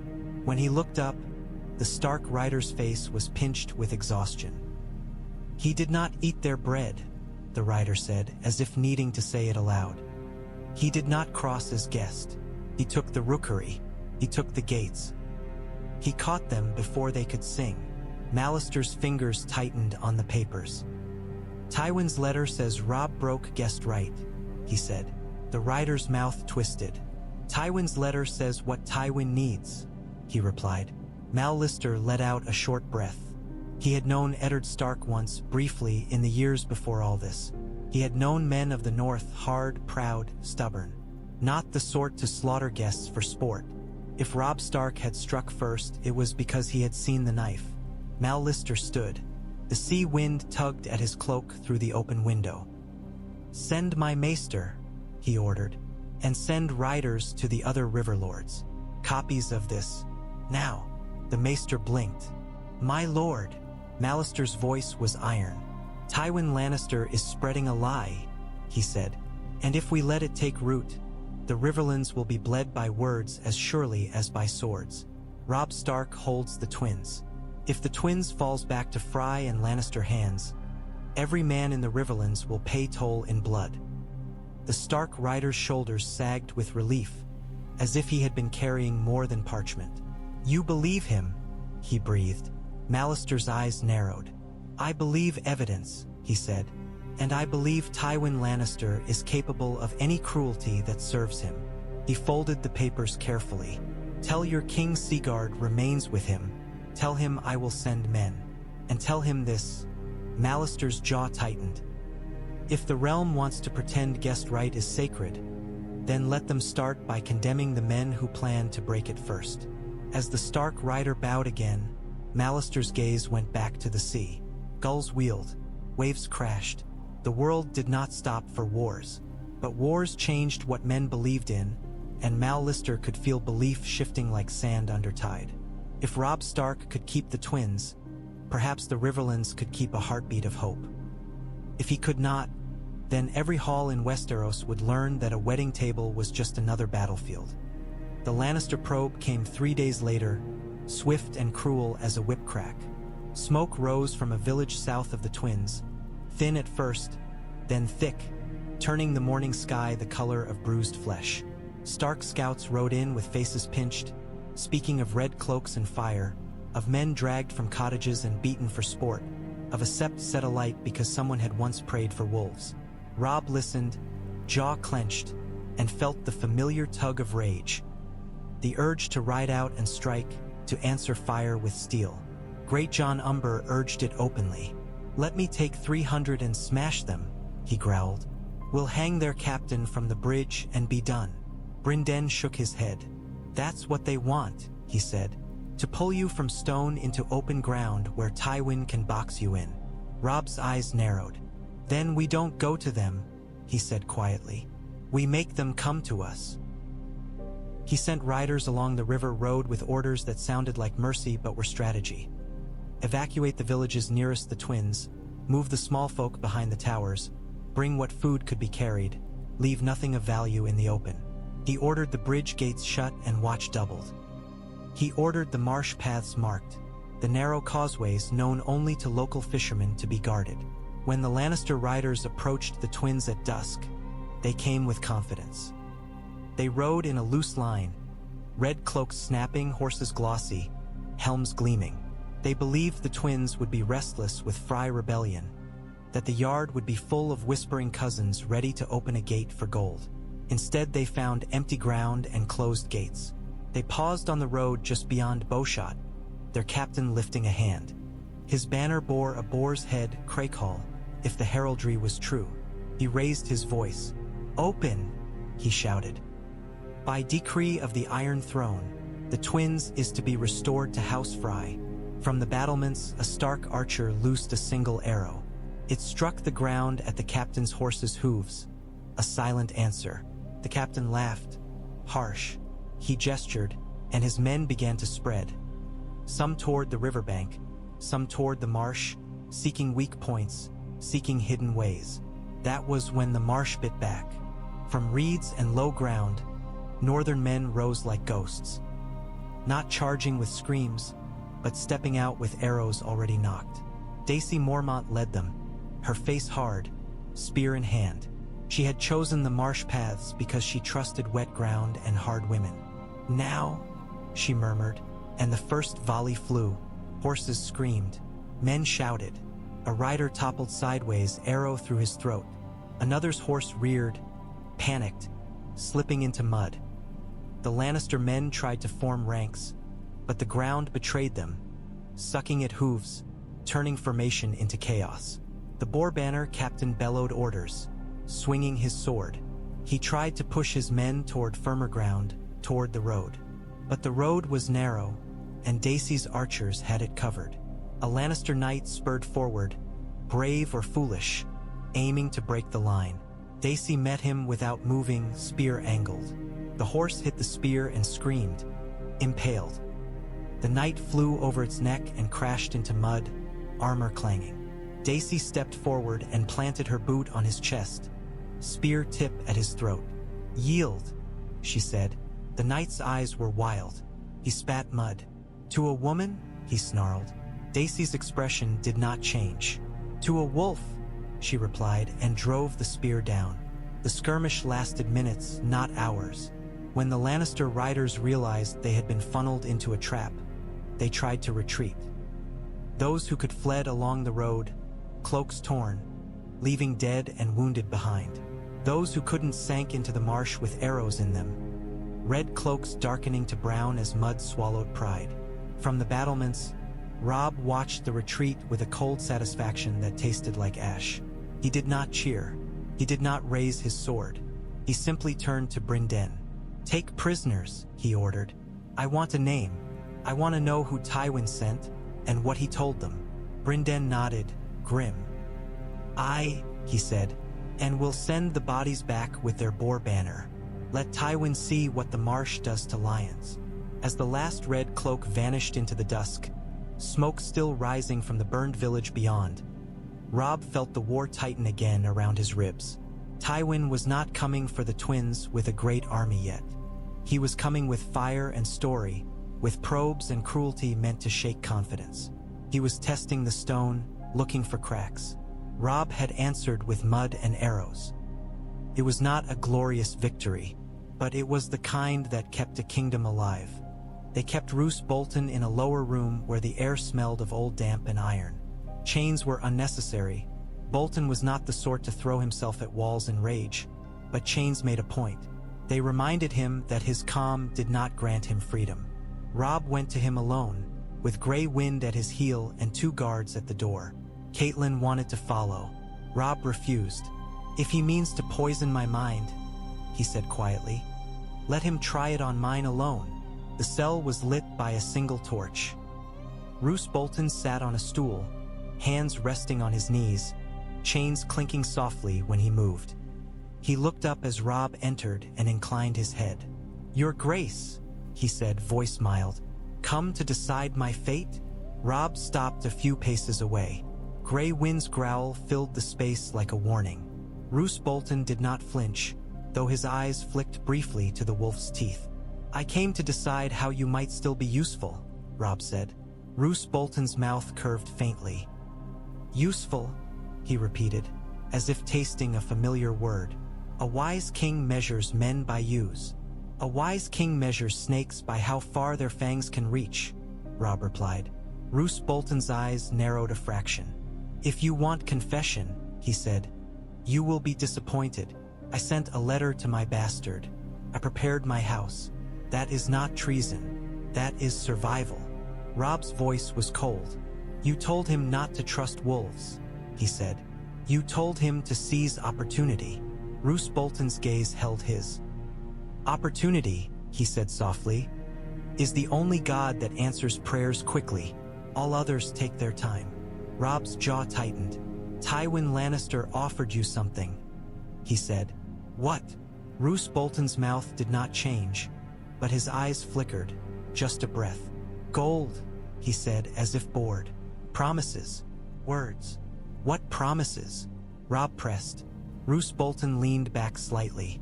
"Riverrun," he said, and watched Robb's face. "The warden's title, perhaps, if the North fell. A place at the side of whoever sat the Iron Throne." He shrugged lightly, chains clinking. "Tywin does not promise what he cannot deliver. That is his virtue, if you can call it that." Robb's hands clenched. "And you would have taken it," he said. Roose Bolton's voice was quiet. "If you died," he said. "If your cause collapsed. If the North needed a man to bend enough to keep it from being burned." His pale eyes were steady. "I would take whatever kept my house alive. I have never pretended otherwise." Robb stared at him, feeling the old fury and the newer coldness wrestle inside his chest. Bolton was not like the Freys, all spite and greed. Bolton was worse. Bolton was rational. "You think that makes you honest," Robb said softly. Roose Bolton's mouth curved. "It makes me predictable," he replied. Robb stepped closer. Grey Wind's growl deepened. "Predictable men," Robb said, "are easy to use." He watched Bolton carefully. "Tywin believes you are his hinge. He believes you will open the North to him when the moment is right." Roose Bolton's eyes narrowed. "Does he?" he murmured. Robb's voice sharpened. "He will send messages," he said. "To you, to your men, to your bastard. He will send gold and orders and lies. Robb leaned in, gaze hard. And I intend to catch every one of them. Roose Bolton was silent a heartbeat, then exhaled softly. Ah, he said. So I am bait. You are a trap, Robb corrected. If you choose to be. Roose Bolton's pale eyes studied him. And if I refuse? He asked. Robb's voice was calm. Then you rot, he said. And when the war ends, I decide whether your skin becomes a banner. Simple. For the first time, Roose Bolton's composure cracked. Not into fear, but into a thin smile that carried real amusement. You learn quickly, he murmured. Robb's expression did not soften. I learned from watching men die because they trusted, he said. Roose Bolton tilted his head slightly. If you want to set a trap, he said, voice low, you must make the prey believe it is safe to approach. Robb's eyes narrowed. Tell me how, he said. Roose Bolton's gaze flicked to the torch, to the shadows. Tywin's men will not trust ravens, he said. Not after the twins. They will send riders. They will send merchants. They will send healers and priests and mummers. They will come with masks. His voice softened. And they will come to those they think can be bought. Robb's jaw tightened. Like Frey cousins, he said. Roose Bolton nodded faintly. Like desperate men, he said. Like ashamed men. Like men who have always wanted to be someone else. Robb stared at him. And in that stare was something that would have frightened the boy he once was. Then we will give them masks to buy, he said quietly. Roose Bolton's smile thinned. And you will use my name, he murmured, understanding. Robb's eyes were cold. If you are predictable, he said, then you will do what predictable men do. You will try to survive. Roose Bolton inclined his head. I always do, he said. Robb turned to leave. Gray wind followed, silent and deadly. At the door, Robb paused and looked back. If my sister dies, he said, voice like iron, you will wish you had been unpredictable. Roose Bolton's eyes glittered in torchlight. If your sister dies, he murmured, the realm will wish it had never taught wolves to bite. Robb left without answering. Some words did not deserve replies. They deserved cages. They forged the letter in the East Tower solar while the fog pressed against the windows like curious fingers. Robb watched the scribe's hand move, steady, careful, copying Roose Bolton's clipped style. Bolton wrote like a man who cut away unnecessary words the way he cut away unnecessary skin. The scribe mimicked it well, line by line, until the parchment looked as if it had come from the Dreadfort itself. Brynden stood by, arms crossed. Tywin won't trust wax, he said. Not if the seal is broken or wrong. We don't use wax, Robb replied. Bolton didn't. Thread only. The kind of message meant to hide.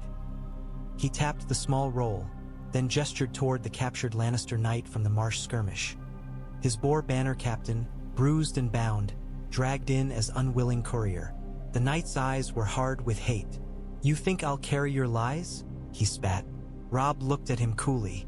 You will carry something, he said. Either this parchment, or your own head on a spear.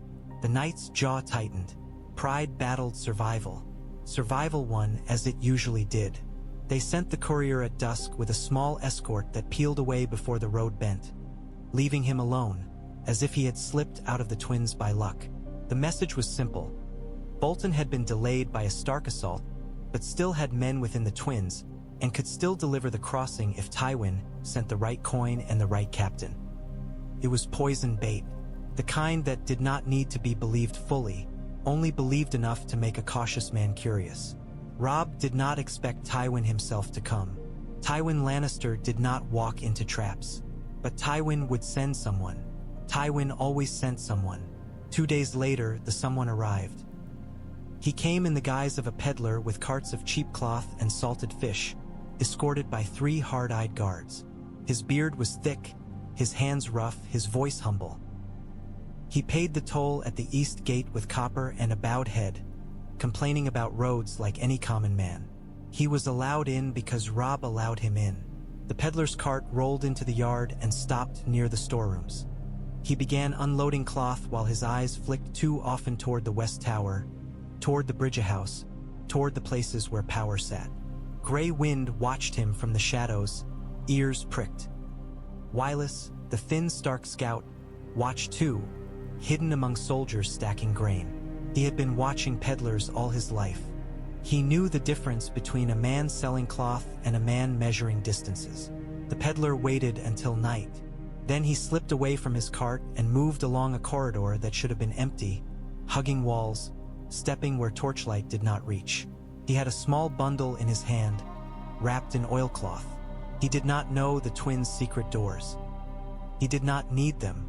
He had someone within. A Frey servant girl, pale and trembling, met him near a storage door. She glanced around like a rabbit, then hurried forward, hand outstretched. The peddler placed the bundle in her palm and murmured something too low to hear. The girl nodded, swallowed, and turned, right into Wylis's knife at her throat. "Drop it," Wylis whispered. The peddler froze. His eyes flicked, calculating. One of his guards was nearby, but not close enough. The peddler's hand moved toward his belt where a dagger waited. Grey Wind stepped out of shadow and snarled. The peddler's hand stopped. Wylis yanked the oilcloth bundle from the girl and signaled. Stark men flooded the corridor with torches. The peddler's guards rushed forward, weapons drawn, only to find spear points in their faces and archers above. The peddler's humility fell away like a shed skin. His eyes hardened. "You think you're clever," he hissed. Robb emerged from the darkness behind the Stark men, crown absent, face grim. He looked at the peddler with a king's fatigue. "Clever enough," he said. The peddler laughed, short. "Tywin will still win," he spat. "You can't hold this. You can't hold anything." Robb's gaze was cold. "We'll see," he said. He gestured to the bundle. "Open it." The oilcloth was unwrapped. Inside was a small pouch of gold and a second roll of parchment. This one sealed with a lion, crude wax pressed hard. Command. An offer. A promise of reward to whichever Frey opened the Bridge House at the right moment. Robb stared at it, then at the trembling servant girl. "Who told you to meet him?" he asked softly. Her eyes filled. "Ser Hosteen," she whispered. He said my mother would be put out if I didn't." He said. Robb's jaw tightened. Another name, another tooth in the dog's mouth. Brynden stepped close, voice low. "This is what we needed," he murmured. Tywin's hand on parchment. Robb nodded slowly. He looked at the peddler again. "You'll live," he said. The peddler's eyes widened, surprised. Robb's voice stayed cold. "You'll live long enough to be sent back with a message. And if Tywin sends another peddler, he'll learn that wolves have begun to recognize masks." The peddler spat at Robb's feet. A Stark man struck him hard, and the peddler stumbled. Robb did not flinch.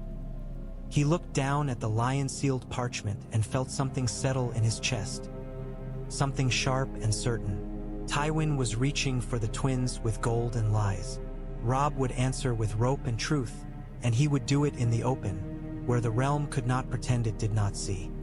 Sansa Stark learned her brother was alive from a song. It was not a kind song. It was meant to cut. The hall at King's Landing glittered with candles and jeweled cups and the forced laughter of courtiers who laughed because they feared what silence might invite. Sansa sat where she was told, hands folded, spine straight, face composed. She had learned that a face was armor here, and armor had to be worn even when it pinched. Joffrey sat on the throne platform with a goblet of wine, cheeks flushed with a boy's boredom and cruelty. He looked down at the court like a child looking at ants, deciding which to crush. When the singers were summoned, Sansa's stomach tightened. Music in this place was never just music. It was weapon, mockery, proof of power. A man with a harp stepped forward and bowed. His voice rose, clear and practiced, carrying across the hall. The song was new enough that its edges still showed the hand that had shaped it. It spoke of the twins, of a wedding interrupted, of Frey tears and broken oaths, of a wolf king who came with steel instead of smiles. Sansa's fingers tightened in her lap as she listened. The words painted Robb as a savage, a beast that tore through sacred law. The courtiers murmured along, eager to accept any story that pleased the lions. Joffrey laughed loudly at the most cruel lines. Then the singer changed tune. A familiar melody began, one Sansa had heard too often at feasts where Lannisters wanted to remind the room what happened to those who defied them. The Rains of Castamere. Her breath caught. That song was Tywin's shadow. It was the sound of annihilation wrapped in music. But as the singer's voice rose, the words shifted again. Not of wolves dying this time, of wolves biting, of a bridge seized, of Freys in chains, of crossbows found before they could fire, of a slaughter prevented. The hall stirred. Some courtiers frowned, uncertain. Joffrey's laughter faltered. Sansa's heart hammered. Alive. Robb is alive. The relief was so sharp it almost made her dizzy. She kept her face still, because relief could be seen as weakness, and weakness invited knives. Joffrey slammed his goblet down. "Stop!"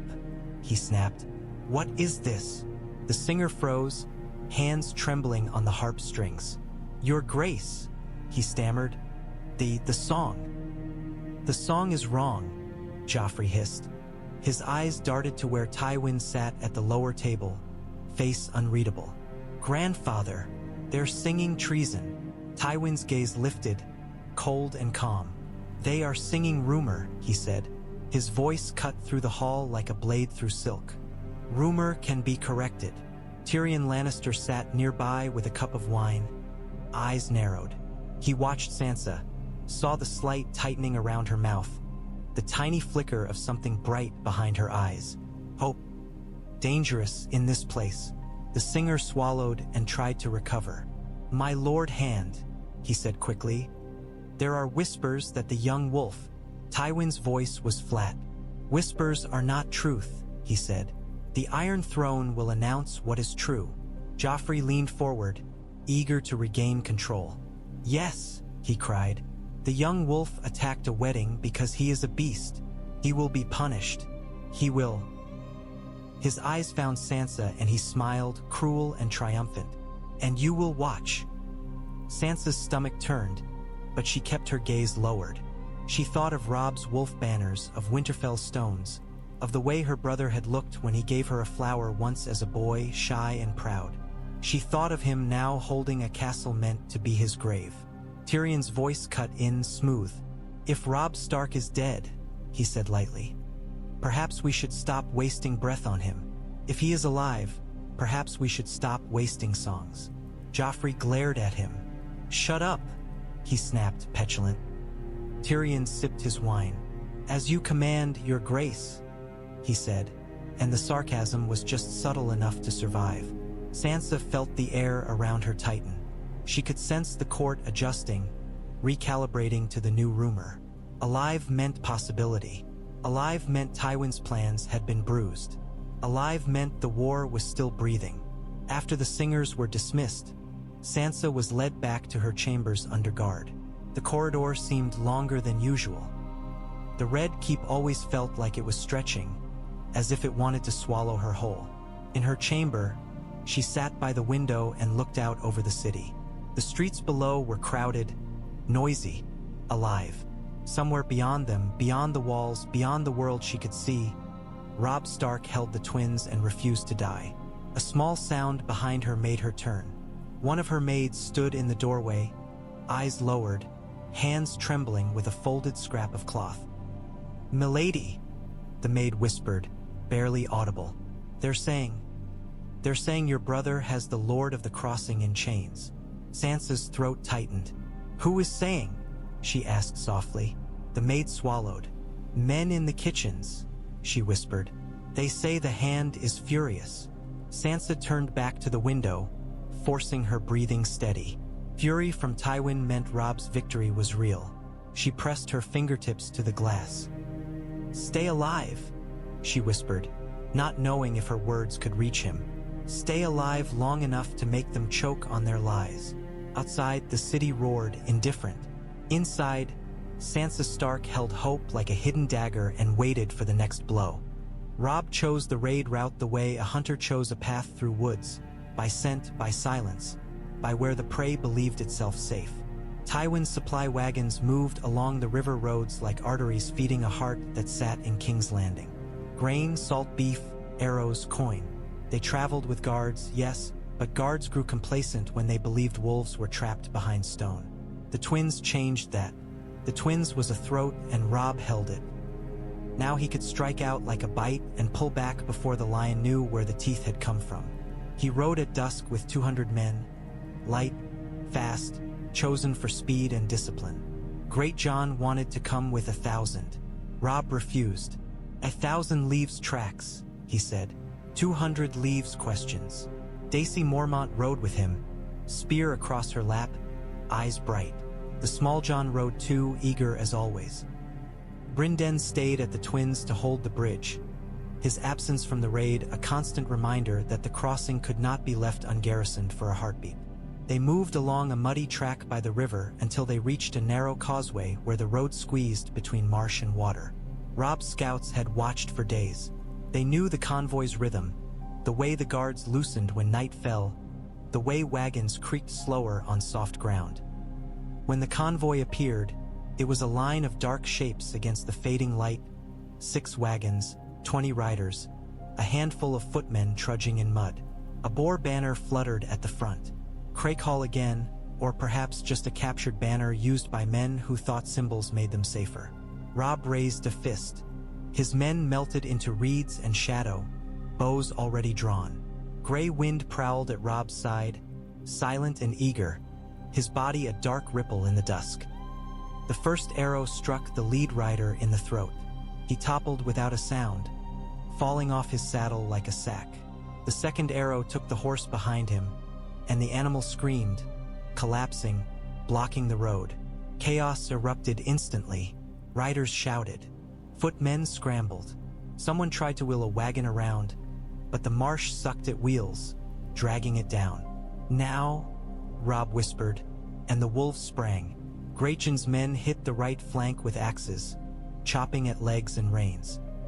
Dacey's spearmen surged from the left, stabbing into bellies and thighs, pulling riders down into mud where horses flailed and men drowned in panic. Robb rode straight for the center, sword flashing. He cut down a guard who swung at him clumsily, then leaned low as another rider lunged with a spear. Gray wind slammed into that rider's horse, ripping it sideways. The rider fell, and Gray Wind's jaws closed on his shoulder, dragging him off the road into reeds. The fighting was brief and brutal. Lannister men were brave enough when they had numbers and certainty. Here they had neither. Some tried to flee into the marsh and vanished in the sucking dark. Others threw down weapons and begged. Robb did not let them beg long. "Bind them," he ordered. "No needless killing." Great John grumbled, but obeyed. Dacey wiped her spear on a dead man's cloak and stared at Robb as if measuring whether mercy was weakness. Robb met her gaze steadily. Mercy here was strategy. Dead prisoners told no tales. Living ones could be traded or displayed. They tore open the wagons. Grain spilled onto the road, pale as sand. Salt beef was stacked like bricks, crates of arrows, and coin. Small chests heavy enough to make men grunt as they lifted them. In the third wagon, a Stark man found a leather satchel tucked beneath sacks. He handed it to Robb, eyes sharp. "Letters," he said. Robb opened it.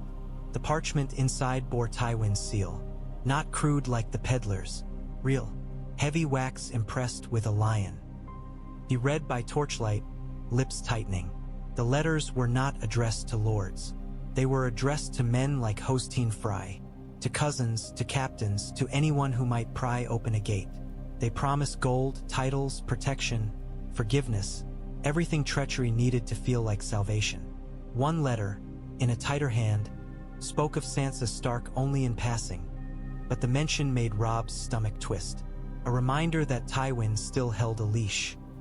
Robb folded the letters carefully and handed them to Wylis, who had ridden with the raid as messenger. "These go with our riders," Robb said. "Copies to every river lord. Let them see the lion's claws." Great John spat into the mud. "Tywin's buying everything with paper and gold," he growled. "And we're buying time with steel," Robb replied. A prisoner, a young Lannister man with mud in his hair, looked up from where he knelt bound. "You think this changes anything?" he rasped. "Lord Tywin will." Robb knelt in front of him, eyes cold. "Tell Tywin," Robb said quietly, "that his gold is swimming upstream now. Tell him that the Twins is not a wedding hall. It's a knife in his supply line." The prisoner swallowed, fear in his eyes. Robb rose. "Burn the wagons we can't take," he ordered. "Leave nothing for them to recover." He paused, gaze sweeping the marsh, the river, the dark road. "And take the grain. The Twins will eat tonight without fry bread." As the wagons were set alight, flames licked up into the dusk, turning mist gold and red. Smoke curled toward the sky, a signal that could be seen for miles. Robb watched the fire and felt something like grim satisfaction settle in his chest. Tywin had wanted him dead at a wedding. Instead, Tywin's wagons were burning in the marsh, and the war was learning a new song. One without music, only smoke. Karstark men arrived at the Twins with iron faces and wolf pelts darkened by mist. Rickard Karstark rode at their head, his expression carved from grief so long it had forgotten how to soften. Harrion rode beside him, eyes sharp, watching everything. Robb met them in the courtyard beneath the direwolf banners. The smell of smoke from the burned convoy still clung to his cloak. His eyes were red-rimmed from sleeplessness, but his posture was steady, kingly. Rickard Karstark dismounted and bowed stiffly. "Your Grace," he said, and the title came out like a thing he tolerated rather than loved. "I heard you took the crossing." "I did," Robb replied, "and I mean to keep it." Rickard's gaze flicked to the bridge, to the bodies that had hung at dawn after the sabotage attempt. One Frey conspirator swinging as warning. Rickard's mouth tightened. "Good," he said. "Let them see." Robb's eyes narrowed slightly, but he did not argue. He needed Karstark men. He needed every man who still believed the North could win. He brought his council together that night in the East Tower Solar. The table was crowded. Brynden returned from the Bridge House, Greatjon looming, Dacy Mormont hard-eyed, Edmure quieter than before with Roslin beside him, hands clasped, and Rickard Karstark seated like a stone that might crack if pressed. They spoke of the raid, of the grain taken, of the letters seized, of the way Tywin was reaching for Frey cousins with gold. Brynden laid the lion-sealed parchments on the table like evidence in a trial.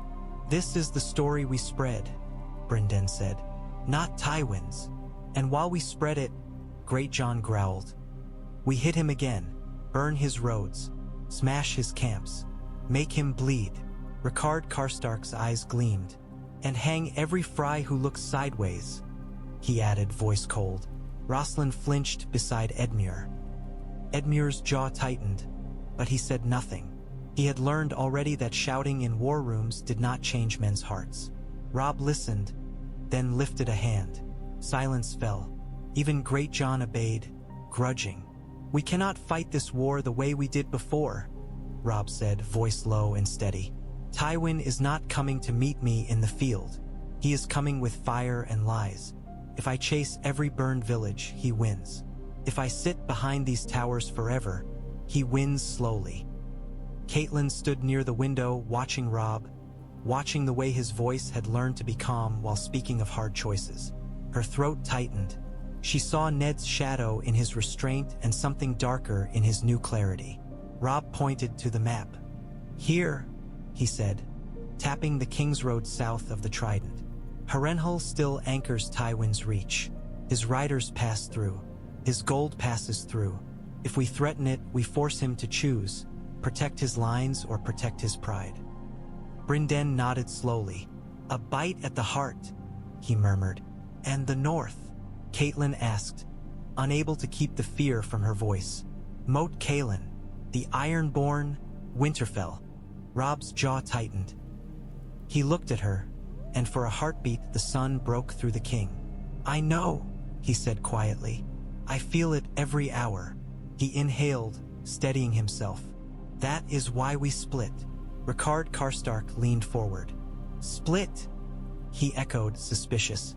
Robb nodded. Brynden holds the twins, he said. With a garrison strong enough to break any Frey uprising and repel any probe. Edmure and Roslin will remain here as well. Edmure stiffened, but Robb's gaze held his. Not as prisoners, Robb said, but as anchors. The Freys will find it harder to rebel when a Tully bride sits in their halls and their heirs sit under Stark guard. Roslin swallowed, pale, but she nodded once. I will do what I can, she whispered. Robb's gaze shifted to Dacey. You take 100 riders north, he said. Fast. To spread word to our bannermen and to watch for ironborn movements along the neck. If you can harry them, do it. If you can't, bring back truth. Dacey nodded. Fierce. Aye, she said. Robb looked at Greatjon and Rickard. The rest of us move south, he said. Not to seek glory, but to cut Tywin. We hit his convoys. We burn his stores. We force him to bleed coin and men until lords start wondering if the lion's teeth are dull. Greatjon grinned, eager. Rickard Karstark's eyes narrowed, calculating. And if Tywin marches on the twins while you're gone? Rickard asked. Robb's gaze was cold. Then he meets Brynden Tully, he said. And he meets stone that knows how to hold. Brynden's mouth curved faintly. I've held worse, he murmured. Catelyn's heart hammered. Splitting the host was dangerous, but doing nothing was worse. War did not wait for a mother's fear. When the council ended, Robb walked alone onto the bridge. The night was cold and damp, the river a black ribbon beneath him. Direwolf banners hung above, snapping softly.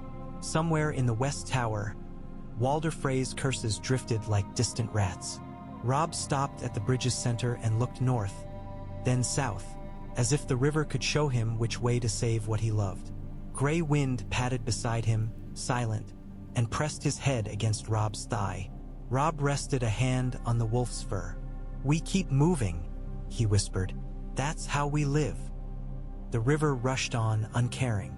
But above it, on stone claimed by wolves, a young king stood with a hardening heart and chose the next road. Behind him, the twins held its breath, waiting to see whether it would become a fortress of salvation, or the next place where songs were written in blood.